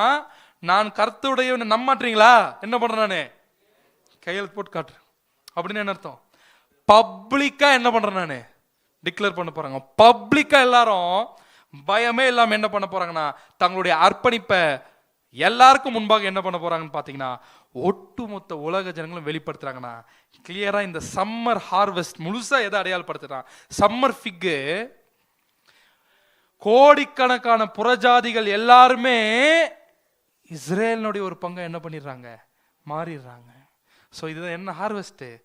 சம்மர் ஃபிக் ஹார்வெஸ்ட். அடுத்து என்ன ஹார்வெஸ்ட் இருக்கு? அது விட்டுறலாம், நெகட்டிவ் ஆஸ்பெக்ட்ல விட்டுறலாம். அடுத்து வேற என்ன ஹார்வெஸ்ட்? ஃபிக்கு கூட்டுருங்க, ஃபிக்கு விட்டுருங்க. ஆலிவ் ஹார்வெஸ்ட் என்ன இருக்குது அப்படின்னு பார்த்தீங்கன்னா நமக்கு நல்லா தெரியும். ஒலிவ எண்ணெய் எதை அடையாளப்படுத்துது? பரிசுத்த ஆவி என்ன ஆகுதுன்னு பார்த்தீங்கன்னா அடையாளப்படுத்துது. அப்படின்னா இந்த இடத்துல ஆலிவ் ஹார்வெஸ்ட் இந்த இடத்துல எதை அடையாளப்படுத்துதுன்னா கடைசியா ஒட்டுமொத்த உலக ஜனங்களுக்கு வரக்கூடிய ஆசீர்வாதம். இந்த ஒலிவ மரத்தை பத்தி நம்ம ஏற்கனவே நம்ம படிச்சிருக்கோம். எங்க படிச்சிருக்கோம்? வாசிக்கலாம். ஆதியாகமம் 8:11. அந்த புறா சாயங்காலத்தில் அவனிடத்தில் வந்து சேர்ந்தது. இதோ அது கொத்தி கொண்டு வந்த ஒரு ஒலிவ மரத்தின் இலை அதன் வாயில் இருந்தது. அதனாலே நோவா பூமியின் மேல் ஜலம் குறைந்து போயிற்று என்று அறிந்தான். ஆக்சுவலா இது எப்போ நடந்திருக்கு? புறா போகுது, சரிங்களா? போய் எதை கொத்திட்டு வருதா? ஆனா ஒரு பியூட்டிஃபுல் சிம்பாலஜி இந்த இடத்துல. புறா, ஒலிவ மரம், இது ரெண்டுத்துக்குமே தொடர்பு இருக்கு. ஏன்? ரெண்டுமே ஏறக்குறைய எதை அடையாளப்படுத்து பாருங்க? ஹோலி ஸ்பிரிட். But fine. இப்போ என்ன அப்படின்னு பார்த்தோம்னா இந்த புறா போய் எதை கொண்டு வருதாமா? ஒலிவ மரத்தின் இலைய கொத்தி கொண்டு வரதுனால கண்டுபிடிச்சிட்டாராமா நோவா. என்னன்னு கண்டுபிடிச்சிட்டாரா? தண்ணி என்ன ஆயிடுச்சு? குறைஞ்சு போச்சு. ஏன் அறிஞ்சார்? எப்படி அறிய முடியும்? அப்படின்னா இதுக்கு முன்பாக அமைச்சதுலாம் என்ன ஆகல? வரல. அப்படின்னா மொத்த கவர் ஆயிட்டு இருந்துச்சு. அப்படின்னா இப்ப மரம் என்ன இருக்குது தெரியுது அப்படின்னு என்ன பண்ணிட்டாரு, கண்டுபிடிச்சிட்டாரு. அப்ப எந்த யுகம் முடிஞ்சு? முதலாம் உலகம் என்ன ஆயிடுச்சு, முடிஞ்சு. அப்படின்னா தேவனுடைய நியாய தீர்ப்பு, பூமிக்கு விரோதமான அந்த நியாய தீர்ப்பு என்ன ஆயிடுச்சு, முழுமை பெற்று விட்டது. இப்ப நம்ம என்ன பண்ணிட்டோம், புதிய யுகத்துக்கு என்ன பண்ணிட்டோம், வரோம். அப்படின்றது யார் கண்டுபிடிக்கிறாருன்னா நோவா அந்த இடத்துல என்ன பண்றாருன்னு பாத்தீங்கன்னா கண்டுபிடிக்கிறாரு. அந்த மாதிரி இந்த ஒலிவ அறுவடை எதை அடையாளப்படுத்துது அப்படின்னு பாத்தீங்கன்னா 1000 ஆண்டு அரசாட்சியினுடைய யுகம் என்ன ஆயிடுச்சு, முடிச்சு. எது துவங்க போகுது, யுகா யுகங்கள் என்ன ஆக போகுது அப்படின்னு பாத்தீங்கன்னா ஆரம்பிக்கும். அங்க எப்படி ஒரு யுகம் முடிஞ்சு ஒரு யுகம் ஆரம்பிக்குதோ அதே மாதிரி இங்கேயும் ஒரு யுகம் முடிஞ்சு இன்னொரு யுகம் என்ன ஆகும் அப்படின்னு பாத்தீங்கன்னா ஆரம்பிக்கும் பொழுது நமக்கு கிளியரா ஒரு பாயிண்ட் புரியுது. தேவனுடைய நோக்கமே என்னன்னா எல்லாருக்கும் ஜீவன். அதுதான் 133ஆம் சங்கீதத்துல கூட வாசிக்கிறோம். அங்கே கர்த்தர் என்றென்றைக்கும் ஆசீர்வாதத்தையும் ஜீவனையும் கட்டளையிடுகிறார்.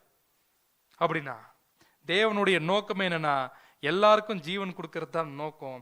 ஸோ ஒலிவ அறுவடை எதை அடையாளப்படுத்துதுன்னா தேவன் சொல்றார் ராஜ்யத்துல என்ன பண்ண போறாருன்னா மாம்சமான யாவர் மேலும் ஆவியை என்ன பண்ணுவேன் நானு ஊற்றுவேன் அப்படின்னு என்ன பண்ணிட்டாருன்னு பாத்தீங்கன்னா சொல்லிட்டேன். சொன்ன மாதிரி என்ன பண்ண போறாருன்னு பாத்தீங்கன்னா ஊற்ற போறாரு. அப்படி ஊற்றுவதின் நிமித்தமாக அவர்களுக்கு வெளிச்சத்தை அவர்களுக்கு நடத்தி வெளிச்சத்தில் நடத்தி அவர்கள் இது வரைக்கும் யோசிச்சு பார்க்க முடியாத ஒரு ஆசீர்வாதத்துக்குள்ள என்ன பண்ண போறாங்க, வர போறாங்க. எதுக்குள்ள என்டர் ஆவாங்க அப்படின்னு பாத்தீங்கன்னா யுகத்துக்குள்ள என்ன ஆவாங்கன்னு பாத்தீங்கன்னா என்டர் ஆக எப்படி இருக்கும். அப்போ யோசிச்சு பார்க்க முடியாத ஒரு பிளெஸிங்குள்ள என்ன ஆக போறாங்கன்னு பாத்தீங்கன்னா என்டர் ஆக போறாங்க. அடுத்து வேற என்ன ஹார்வெஸ்ட் இருக்கு, ஃபிளாக்ஸ் ஹார்வெஸ்ட், சணல். ஃபிளாக்ஸ் அப்படின்னா இது என்ன கிடையாது அப்படின்னு பார்த்தீங்கன்னா ஏதோ சாப்பிட்ற பொருள் இல்லை. இதை வச்சு சாப்பாடு தயாரிக்க மாட்டாங்க, ஒரு பொருள் தயாரிப்பாங்க. வாசிக்கலாம் யாத்திராகமம் 9ஆம் அதிகாரம் 31, 32. அப்பொழுது வார்கோதுமை கதிர்பயிரும் சணல் தாழ்பயிருமாய் இருந்தது. அதனால் சணலும் வார்கோதுமையும் அழிக்கப்பட்டு போயிற்று. கோதுமையும் கம்பும் கதிர்விடாதிருந்ததால் அவைகள் அழிக்கப்படவில்லை. அப்படின்னா கிளியரா ஏறக்குறைய பார்லி ஹார்வெஸ்ட் பண்ணக்கூடிய அதே டைம்ல இந்த ஃபிளாக்ஸ் இந்த சணலை என்ன பண்றாங்க, அறுவடை பண்றாங்க.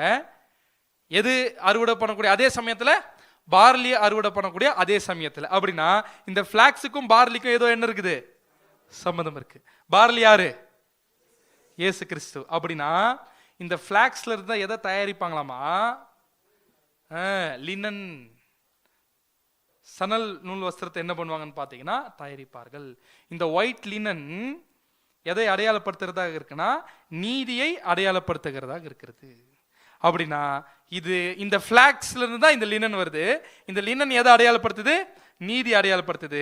ஆக்சுவலா ஃபிளாக்ஸ் ஹார்வெஸ்ட் பண்ணக்கூடிய அதே சமயத்துல பார்லி ஹார்வெஸ்ட் நடக்குது. பார்லி ஹார்வெஸ்ட் இல்லைன்னா ஃபிளாக்ஸ் கிடையாது. அப்படின்னு என்ன அர்த்தம், இயேசு கிறிஸ்துவோட உயிர்த்தெழுதல்னா யாருக்குமே என்ன கிடைக்காது, இந்த ஃபிளாக்ஸ் கிடைக்காது, இந்த நீதி என்ன ஆகுதுன்னா கிடைக்காது. ஏன்னா அவர் தான் நமக்கு நீதியா இருக்கிறார் அப்படின்றத நம்ம பார்க்கிறோம். ஆனா இப்போ நமக்கு அவர் நீதியா இருந்தாலுமே நம்ம சபை ஆயிட்டோம்னா அவருடைய நீதி நமக்கு தேவையில்லை. ஏன்னா வெளிப்படுத்து விசேஷத்துல நம்ம படிக்கும் பொழுது 19:8 சுத்தமும் பிரகாசமுமான மெல்லிய வஸ்திரம் தரித்து கொள்ளும்படி அவர்களுக்கு அளிக்கப்பட்டது. அந்த மெல்லிய வஸ்திரம் பரிசுத்தவான்களுடைய நீதிகளே. அப்படின்னா ராஜ்யத்துல உயிர் தேர்ந்து போயிட்ட பிறகு இயேசு கிறிஸ்துவனுடைய நீதி தேவை கிடையாது, நம்முடைய தனிப்பட்ட நீதி அங்க இருக்கும். அதே தேவன் என்ன பண்றாரு அங்கே, இது எப்போ நாம இப்ப இங்க இருக்கிற வரைக்கும் தான் இயேசு கிறிஸ்து நம்மளை கவர் பண்றாரு. நம்மளை கவர் எடுக்கும் பொழுது எப்படி இருக்கணும், நம்ம நீதியா போதுமானதாக என்ன ஆகணும் அப்படின்னு பாத்தீங்கன்னா அந்த இடத்துல இருக்கிறோம். அவர்கள் தான் கிறிஸ்துவின் சபை ஆக போறாங்க. ஸோ அப்ப கிளியரா பார்லி அறுவடை பண்ணக்கூடிய அதே சமயத்துல ஃபிளாக்ஸ் ஹார்வெஸ்ட் நடக்குது. அப்படின்னு என்ன அர்த்தம், இயேசு கிறிஸ்துவனுடைய உயிர் தேர்தல் சிலுவை மரணத்துல அவர் மரிச்சு உயிர் தேர்ந்ததுனாலதான் ஃபிளாக்ஸே கிடைக்கும். அப்படின்னு என்ன அர்த்தம், ஒருவருக்கு நீதியே என்னாகும் அப்படின்னு பாத்தீங்கன்னா கிடைக்கும் அப்படின்னு புரியுது. அப்படின்னா நீங்க யோசிச்சு பாருங்க, இது பார்லி ஹார்வெஸ்டோட அழகா என்ன பண்ணப்பட்டிருக்கு, அதே சமயத்துல நடந்திருக்கு. ஆனா எந்த தளத்துல, அதாவது சபையாகட்டும், திரள் கூட்டமாகட்டும், முற்பிதாக்கள் ஆகட்டும், யாரா இருந்தாலுமே பார்லி ஹார்வெஸ்ட் இல்லாம ஒண்ணுமே கிடையாது. கரெக்டா, இயேசு கிறிஸ்துவனுடைய உயிர் தேர்தலாம் ஒண்ணுமே கிடையாது. அவருடைய நீதி அப்ளை ஆகாம யாராலையும் என்ன பண்ண முடியாது, எதுவுமே என்ன பண்ண முடியாதுன்னா செய்ய முடியாது. ஃபைன். இப்ப கடைசியா வேற என்ன ஹார்வெஸ்ட் இருக்கு? வேற என்ன ஹார்வெஸ்ட் இருக்கு? ஒரே ஒரு ஹார்வெஸ்ட். அதுதான் ரொம்ப நேரமா பேசிட்டு இருக்கீங்க எல்லாரும்.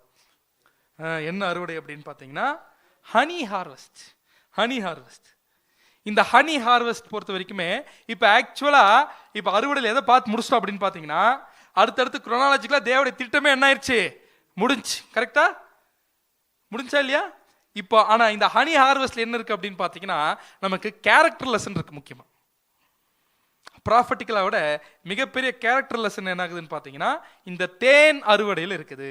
சரிங்களா?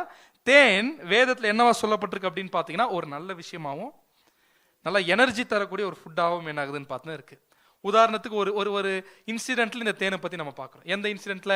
சவுல் இன்சிடென்ட்ல. அந்த இன்சிடென்ட் நமக்கு தெரியுமா, படிக்கலாமா, இல்லை அப்படியே கடந்து போயிடலாமா? அப்படியே கடந்து போயிடலாம். அடுத்த ஸ்லைட் போயிடுறேன், படிக்கலாம். சரி, படிச்சிருங்க. 1 சாமுவேல் 14ஆம் அதிகாரம் 24ல இருந்து அப்படியே வாசிங்க. இஸ்ரவேலர் அன்றைய தினம் மிகுந்த வருத்தம் அடைந்தார்கள். நான் என் சத்துருக்கள் கையிலே பழிவாங்க வேண்டும், சாயங்காலம் மட்டும் பொறுக்காமல் எவன் போஜனம் செய்கிறானோ அவன் சபிக்கப்பட்டவன் என்று சவுல் ஜனங்களுக்கு ஆணையிட்டு சொல்லியிருந்தபடியால் ஜனங்களில் ஒருவரும் எவ்வளவேனும் போஜனம் பண்ணாதிருந்தார்கள். தேசத்து ஜனங்கள் எல்லாரும் ஒரு காட்டிலே வந்தார்கள். அங்கே வெளியிலே தேன் கூடு கட்டியிருந்தது. ராஜா சொல்றதுனால யாரும் என்ன பண்ணலையா, சாப்பிடலையா. ஆனா பசி எடுத்திருக்கும்ல உங்களுக்கு. ஆனா வந்து பாக்குறாங்க, எது இருக்குங்க, ஒரு தேன் கூட என்ன ஆகுது அப்படின்னு பாத்தீங்கன்னா இருக்குது. ஜனங்கள் காட்டிலே வந்த போது இதோ தேன் ஒழுகி கொண்டிருந்தது. என்ன ஆகுது? தேன் ஒழுகி கொண்டிருக்கு. அங்க தேன் ஒழுக ஒழுக இவங்க நாக்குல என்ன இருக்கும்? ஏன்னா யோசிச்சு பாருங்க, பசி. இந்த மனுஷவர் என்ன பண்ணிட்டாரு? ஆமா, அதனால சாப்பிட முடியல. ரொம்ப பாசத்தினாலாம் இல்லை, ராஜா சொல்லிட்டாரு. எனக்கு தெரிஞ்ச சவுல் மேல பெரிய பாசம் இருந்திருக்குமான்னு தெரியல. பட் ராஜா சொல்லிட்டாரு, என்னவும் பண்ண முடியல, சாப்பிட முடியல. ஆனா பார்த்தா என்ன ஆகுது, இங்க தேன் ஒழுகுது. அப்ப என்ன ஆகுதுன்னா, ஆனாலும் ஒருவனும் அதை தன் கையினாலே தொட்டு தன் வாயில் வைக்கவில்லை. வாயில் வைக்கவில்லை, ஆனா மனசுக்குள்ள போயிருக்கும் ஃபுல்லா. அப்படியே படிங்க. ஜனங்கள் அந்த ஆணை நிமித்தம் பயப்பட்டார்கள். ஆணை நிமித்தம் என்ன பண்ணிட்டாங்க? அதனால தான் சாப்பிடல. அடுத்து யோனத்தான் தன் தகப்பன் ஜனங்களுக்கு ஆணையிட்டதை கேள்விப்படவில்லை. கேள்விப்பட்டவில்லை. இவர் கேள்விப்பட்டாலுமே செய்வாருன்னு தெரியல. ஏன்னா அவங்க அப்பா சொன்னதை இது வரைக்கும் இவர் என்ன பண்ணதே கிடையாது, செஞ்சதே கிடையாது. அப்படியே படிங்க. அவன் தன் கையில் இருந்த கோலை நீட்டி, எல்லாரும் பார்த்திருப்பாங்க அந்த இன்சிடென்ட், கையில் இருந்த கோலை நீட்டி அதன் நுனியினாலே தேன் கூட்டை குத்தி அதை எடுத்து தன் வாயிலே போட்டுக்கொண்டான். அதை எடுத்து எல்லாரும் அவர் என்ன பண்றாங்க பாக்குறாங்க. பார்க்க வச்சு என்ன பண்ணிட்டாரு இவரு? சாப்பிட்டார். அடுத்து அதனால் அவன் கண்கள் தெளிந்தது. அதனால் அவன் கண்கள் என்ன ஆயிடுச்சு? தெளிஞ்சிருக்கு. அப்படின்னா தேன் சாப்பிட்ட என்ன ஆகுது? கண்ணு தெளியுது. அடுத்து அப்பொழுது ஜனங்களில் ஒருவன், இன்றைக்கு போஜனம் சாப்பிடுகிறவன் சபிக்கப்பட்டவன் என்று உம்முடைய தகப்பனார் ஜனங்களுக்கு உறுதியாய் ஆணையிட்டிருக்கிறார், ஆகையினால் ஜனங்கள் விடாய்த்திருக்கிறார்கள் என்றான். அப்பொழுது யோனத்தான், எல்லாரும் டயர்டா இருக்கிறாங்க அப்படிங்கிறாரு. அப்பொழுது யோனத்தான் என்ன சொல்றாரு? ஏன் டயர்டா இருக்கிறீங்க? என் தகப்பன் தேசத்தின் ஜனங்களை கலகப்படுத்தினார். நான் இந்த தேனிலே கொஞ்சம் ருசி பார்த்ததினாலே என் கண்கள் தெளிந்ததை பாருங்கள். இன்றைய தினம் என்ன சொல்றாரு? சாப்பிட்டா ஸ்ட்ரென்த் வரும், பாத்துக்குங்க என்ன அப்படின்னு என்ன பண்றாருன்னா சொல்றாரு. அப்படின்னா கிளியரா என்ன புரியுது? ஹனி எதை கொடுக்குதுன்னு பாத்தீங்கன்னா ஒரு புத்துணர்ச்சி என்ன பண்ணுதுங்க, கொடுக்குது. அது மட்டும் இல்லாம ஞானி என்ன சொல்றாருன்னா நீதிமொழிகள் 16:24 இனிய சொற்கள் தேன் கூடு போல் ஆத்துமாவுக்கு மதுரமும் எலும்புகளுக்கு ஔஷதமும் ஆகும். இனிய சொற்கள் அப்படின்னு என்ன அர்த்தம்? இனிய சொற்கள், வார்த்தை இனிமையா இருந்தாலும் எப்படி இருக்கும்? நல்லா இருக்கும். அப்படின்னா யாருன்னா ஒரு சகோதரன் எதுனா ஒரு தவறுக்குள்ள இருக்கும்போது எப்படி பேசலாம்? அவர்கிட்ட போய் ஏன் இப்படி பண்றீங்க அப்படின்னு போய் திட்டலாமா? அவங்கள போய் கண்டம் பண்ணலாமா? அவங்கள சீர்திருத்த பண்ணும்போது நம்ம வாயிலிருந்து வார்த்தைகள் எப்படி வரணும்? நம்ம இனிமையா பேசினா அவங்களுக்கு எப்படி இருக்குமா? அவங்களுக்கு அது இனிய சொற்கள் தேன் கூடு போல் ஆத்மாவுக்கு மதுரமும் எலும்புகளுக்கு அப்படின்னு என்ன அர்த்தம்னு பார்த்தீங்கன்னா, சொல்ல வேண்டிய விஷயத்த சாஃப்டா எடுத்து சொன்னா அவங்க ஹனி மாதிரி எடுத்து என்ன பண்ணிப்பாங்களாமா? சாப்பிட்டுப்பாங்களாமா. அப்படி இல்லைன்னு வச்சுக்கோங்க, அவங்க என்ன பண்ண மாட்டாங்க? சாப்பிட மாட்டாங்க. அதனாலதான் இன்னொரு இடத்துல சொல்றாரு ஞானி, நீதிமொழிகள் 24 அதிகாரம் 13 முதல், என் மகனே தேனை சாப்பிடு, தேனை சாப்பிடு, அது நல்லது, அது நல்லது. கூட்டிலிருந்து ஒழுகும் தேன் உன் வாய்க்கு இன்பமாய் இருக்கும். அது யாருமே நம்ம ருசி பார்த்துருக்குமான்னு தெரியல. டைரக்டா எதுங்க யாருன்னா பண்ணிருக்கலாம். பட் ஆனா அங்கிருந்து டைரக்டா ஒழுகுறது எப்படி இருக்குமாமா? அது பயங்கர டேஸ்டா இருக்கும்னு சொல்ல சாப்பிட்ருக்கீங்க. அந்த பாக்கி எங்களுக்கு கிடைக்கலைங்க பிரதர். ஸோ அது ரொம்ப டேஸ்டா இருக்கும் போல இருக்கு. அது கூட எதை கம்பேர் பண்றாரு பாருங்க, அதான் முக்கியம் இப்போ. அப்படியே ஞானத்தை அறிந்து கொள்வது உன் ஆத்துமாவுக்கு அது இன்பமாய் டேஸ்டா இருக்கும். இருக்குங்கிறல்ல. உடைய ஆவிக்குரிய வாழ்க்கைக்கு எது இன்பம்? ஞானத்தை அறிந்து கொள்வது. அப்படின்னு என்ன அர்த்தம்?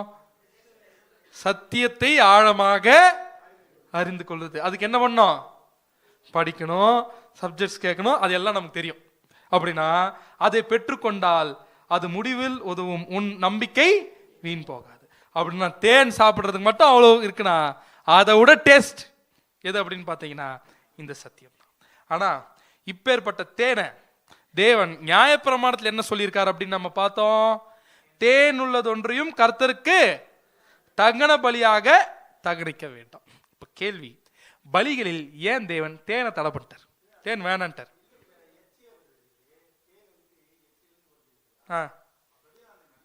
ஃபைன், அது எப்படி இருந்தாலும் அது டேஸ்டா இருக்குது. கரெக்டா நீங்க சொல்றது. ஆக்சுவலா வந்து அதனுடைய வாமிட் தான் தேன். ஆமா, பீனுடைய வாமிட் தான் தேன். எஸ், சரிங்களா? அப்படின்னா அது பீனுடைய, நீ செக் பண்ணி பாருங்க, பீனுடைய வாமிட் தான் என்னன்னு பார்த்தீங்கன்னா தேன். பட் என்ன அப்படின்னு பார்த்தீங்கன்னா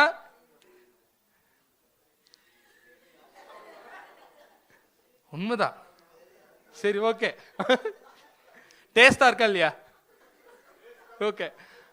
இப்போ பாயிண்ட் என்ன அப்படின்னு பார்த்தோம்னா அதனால தடை பண்ணீங்க சார். அது காரணம் இல்லை, வேற எதுக்காக தடை பண்ணியிருக்காரு? ஏன்னா இந்த தேன், இது தேன் அப்படின்னு சொல்லி ஒரு என்ஜாய்மெண்ட் வருது இல்லை, அதுதான் அடையாளப்படுத்துற மாதிரி இருக்கு. ஸோ அழகா எழுதியிருக்காரு, one possible reason is that honey represents the enjoyment of human life. மனுஷீக வாழ்க்கைய என்ஜாய் பண்றத எதை அடையாளப்படுத்துதான்? தேன் அடையாளப்படுத்துதான். சரிங்களா? அப்படின்னா இந்த இடத்துல என்ன சொல்ல வராரு அப்படின்னா, நம்ம நேரத்தை இந்த லைஃப் என்ஜாய் பண்றதுக்கு இல்லை, இந்த பூமிக்குரிய வாழ்க்கையை என்ஜாய் பண்றதுக்கு கிடையாது. ஏன்னா நம்மளுடைய பரிபூர்ண மனுஷிக்கு நிலைமை என்ன பண்ணிட்டோம்? சொன்னிட்டோம். அந்த நியாயமான உரிமையை நம்ம எடுத்து என்ஜாய் பண்றோம் பாருங்க, அதுதான் தேன் சாப்பிட்றது. தேன் சாப்பிடலாமா தப்பு இல்லை, ஆனால் பலி செலுத்தணும்னா, சபையாகணும்னா தேன் சாப்பிடக்கூடாது. அப்படின்னா என்ன அர்த்தம்? நியாயமான மனுஷிக உரிமைகள். ரீப்ரின்ஸ் 8:4 அழகா சொல்லியிருக்காரு, ஹனி வாஸ் ஃபர்பிடன். ஹனி என்ன பண்ணப்பட்டுச்சு? தேன் தடை செய்யப்பட்டாச்சு. அது எதற்காக அப்படின்னா, to teach us that whatever is sweet to nature must be disowned. அழகா சொல்லியிருக்காரு பாருங்க. நம்மளுடைய சுபாவத்திற்கு, மனுஷிக சுபாவத்துக்கு லிட்டரலான தேன் சாப்பிடும்போது எப்படி இருக்கு? டேஸ்டா இருக்குல்ல. அதே மாதிரி நம்ம மாம்சத்துக்கு டேஸ்டா இருக்கிறது எதையும் என்ன பண்ணக்கூடாது? சாப்பிடக்கூடாது, உட்கொள்ளக்கூடாது. நாம இயேசு கிறிஸ்துவின் வழியில் நடந்து தேவனை பிரியப்படுத்தணும்னா நம்ம மாம்சத்துக்கு டேஸ்டா இருக்கிறது என்ன பண்ணக்கூடாது? நாம சாப்பிடக்கூடாது. அது நல்லதா இருந்தாலும் என்ன பண்ணக்கூடாது? சாப்பிடக்கூடாது. ஏன்னா நியாயமான மனுஷிக்கு உரிமை எல்லாத்தையும் என்ன பண்ணிட்டோம்? விட்டுட்டோம். அதனாலதான் சொல்லியிருக்காரு, எதை சேர்க்காதீங்க, தேனை என்ன பண்ணாதீங்க அப்படின்னு பார்த்தீங்கன்னா சேர்க்காதீர்கள். அப்படின்னா அன்புக்குரிய சகோதர சகோதரிகளே, இவ்வளோ அறுவடைகளை தேவன் என்ன பண்ணியிருக்காரு? வச்சிருக்காரு. கரெக்டா? இந்த எல்லா அறுவடையை பத்தியும் ஒரே இடத்துல பேசியிருக்காரு. எங்க பேசியிருக்காரு அப்படின்னு பார்த்தீங்கன்னா வாசிக்கலாம். உபாகமம் 8 அதிகாரம் 7 வாசிங்க. உன் தேவனாகிய கர்த்தர் உன்னை நல்ல தேசத்திலே பிரவேசிக்க பண்ணுகிறார். நல்ல தேசத்திலே பிரவேசிக்க பண்ணுகிறார். எந்த நல்ல தேசம்? கானான் தேசம், அதாவது இஸ்ரேல் தேசம். அது பள்ளத்தாக்குகளிலும் மலைகளிலும் இருந்து புறப்படுகிற ஆறுகளும் ஊற்றுகளும் ஏரிகளும் உள்ள தேசம். ஏரிகளும் உள்ள தேசம். இப்ப நோட் பண்ணுங்க, அது கோதுமையும் வார்கோதுமையும் திராட்சை செடிகளும் அத்தி மரங்களும் மாதுளஞ்செடிகளும் தேசம். அது ஒலிவ மரங்களும் எண்ணெயும் தேனும் உள்ள தேசம். என்ன வந்துருச்சு? எல்லாமே வந்துருச்சு. எல்லாமே என்ன ஆயிடுச்சு அப்படின்னு பாத்தீங்கன்னா வந்துருச்சு. இதெல்லாம் இருந்துச்சுன்னா லிட்டரலான இஸ்ரேல் ஜனங்களுக்கு தேவன் கொடுத்த ஆசீர்வாதம். ஆனா இந்த அறுவடைக்குள்ள என்ன வச்சிருக்காரு அப்படின்னு பாத்தீங்கன்னா, ஒட்டுமொத்த மனுக்குலத்திற்கான ஒட்டுமொத்த தெய்வீக திட்டங்களையும் இந்த அறுவடைகளுக்குள்ள என்ன பண்ணியிருக்காரு, வச்சிருக்காரு. அழகா அப்படியே வந்து பாருங்க. பார்லி ஹார்வெஸ்ட் இயேசு கிறிஸ்துவனுடைய உயிர்த்தெழுதல். அடுத்து கோதுமை அறுவடை, ஆவியில் ஜெனிப்பிக்கப்பட்ட தேவனுடைய பிள்ளைகளை தேவன் அங்கீகரிக்கிறது. அடுத்தது ஃபிக், அத்திப்பழம், இஸ்ரேல் ஜனங்கள் இப்ப கூட்டி சேர்க்கப்படுகிறது. அடுத்தது கிரேப் ஹார்வெஸ்ட், முற்பிதாக்களுடைய ரெசரக்ஷன். அடுத்தது சம்மர் ஃபிக், ஒட்டுமொத்த உலக ஜனங்களும் என்னவாயிடுறாங்க, இஸ்ரேலர்களா மாறுறாங்க. அடுத்தது மாதுளம் பார்த்தோம், எப்படி ஒட்டுமொத்த உலக ஜனங்களும் கிறிஸ்துவின் ஈடுபலியால் ஒவ்வொரு விதைகளும் ரெட் ஜூஸ்ல மூடப்படுற மாதிரி என்ன பண்றாங்க, மூடப்படுறாங்க. அடுத்து என்ன பார்த்தோம்னா ஒலிவ எண்ணெய், மாம்சமான யாவர் மீதும் என்ன பண்ண போறேன், ஆவியை ஊற்றுவேன். அது மட்டும் இல்லாம நோவா காலத்துல அந்த யுகம் எப்படி முடியுதோ அதே மாதிரி இங்க 1000 ஆண்டு அரசாட்சியினுடைய காலப்பகுதி முடிஞ்சு யுகா யுகங்கள் என்ன ஆகுதுங்க, அந்த இடத்துல என்ன ஆகுதுன்னு பார்த்தீங்கன்னா ஆரம்பிக்குது. ஃபிளாக்ஸ் ஹார்வெஸ்ட்ல என்ன பார்த்தோம்னா, பார்லி ஹார்வெஸ்ட் பண்ணக்கூடிய அதே சமயத்துல ஃபிளாக்ஸ் எதை அடையாளப்படுத்தினா கிறிஸ்துவின் நீதி. இயேசு கிறிஸ்துவோடைய உயிர்த்தெழுதல் இல்லைன்னா கிறிஸ்துவின் நீதி இல்லை. கிறிஸ்துவின் நீதி இல்லைன்னா யாருக்குமே எதுவுமே இல்லை.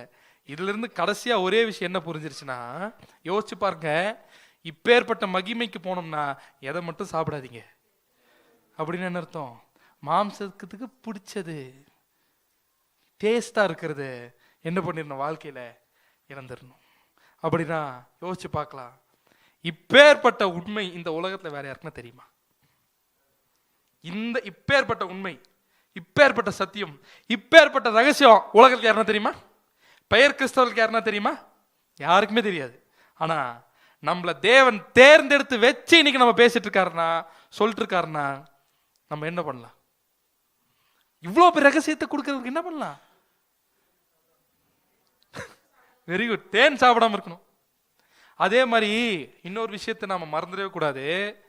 பார்லி ஹார்வெஸ்ட்டுக்கும் வீட் ஹார்வெஸ்ட்டுக்கும், பார்லி அப்படியே ராவா எடுத்துன்னு போய் என்ன பண்ணலாம், கொடுக்கலாம். ஆனா இப்ப இது என்ன பண்ணணும், கிரஷ் பண்ணும். எதை கிரஷ் பண்ணும்? இப்ப நாம சொந்த சித்தத்தை உடைச்சாதான் போய் செய்ய முடியும். அப்படி உடைச்சி தேவனுடைய அறுவடையாக கோதுமையாக அந்த 2 அப்பத்துல எந்த அப்பமா போய் சேரலாம், சபை என்கிற அப்பமாக நாம் போய் சென்று சேர தேவன் தாமே நம் அனைவரையும் ஆசீர்வதிப்பாராக. ஆமென். இது போன்ற அநேகம் ஆழமான சத்தியங்களை முழுமையாக பார்க்க நமது சத்திய கருவூலம் யூடியூப் சேனலை சப்ஸ்கிரைப் செய்து பயன்பெறுங்கள்.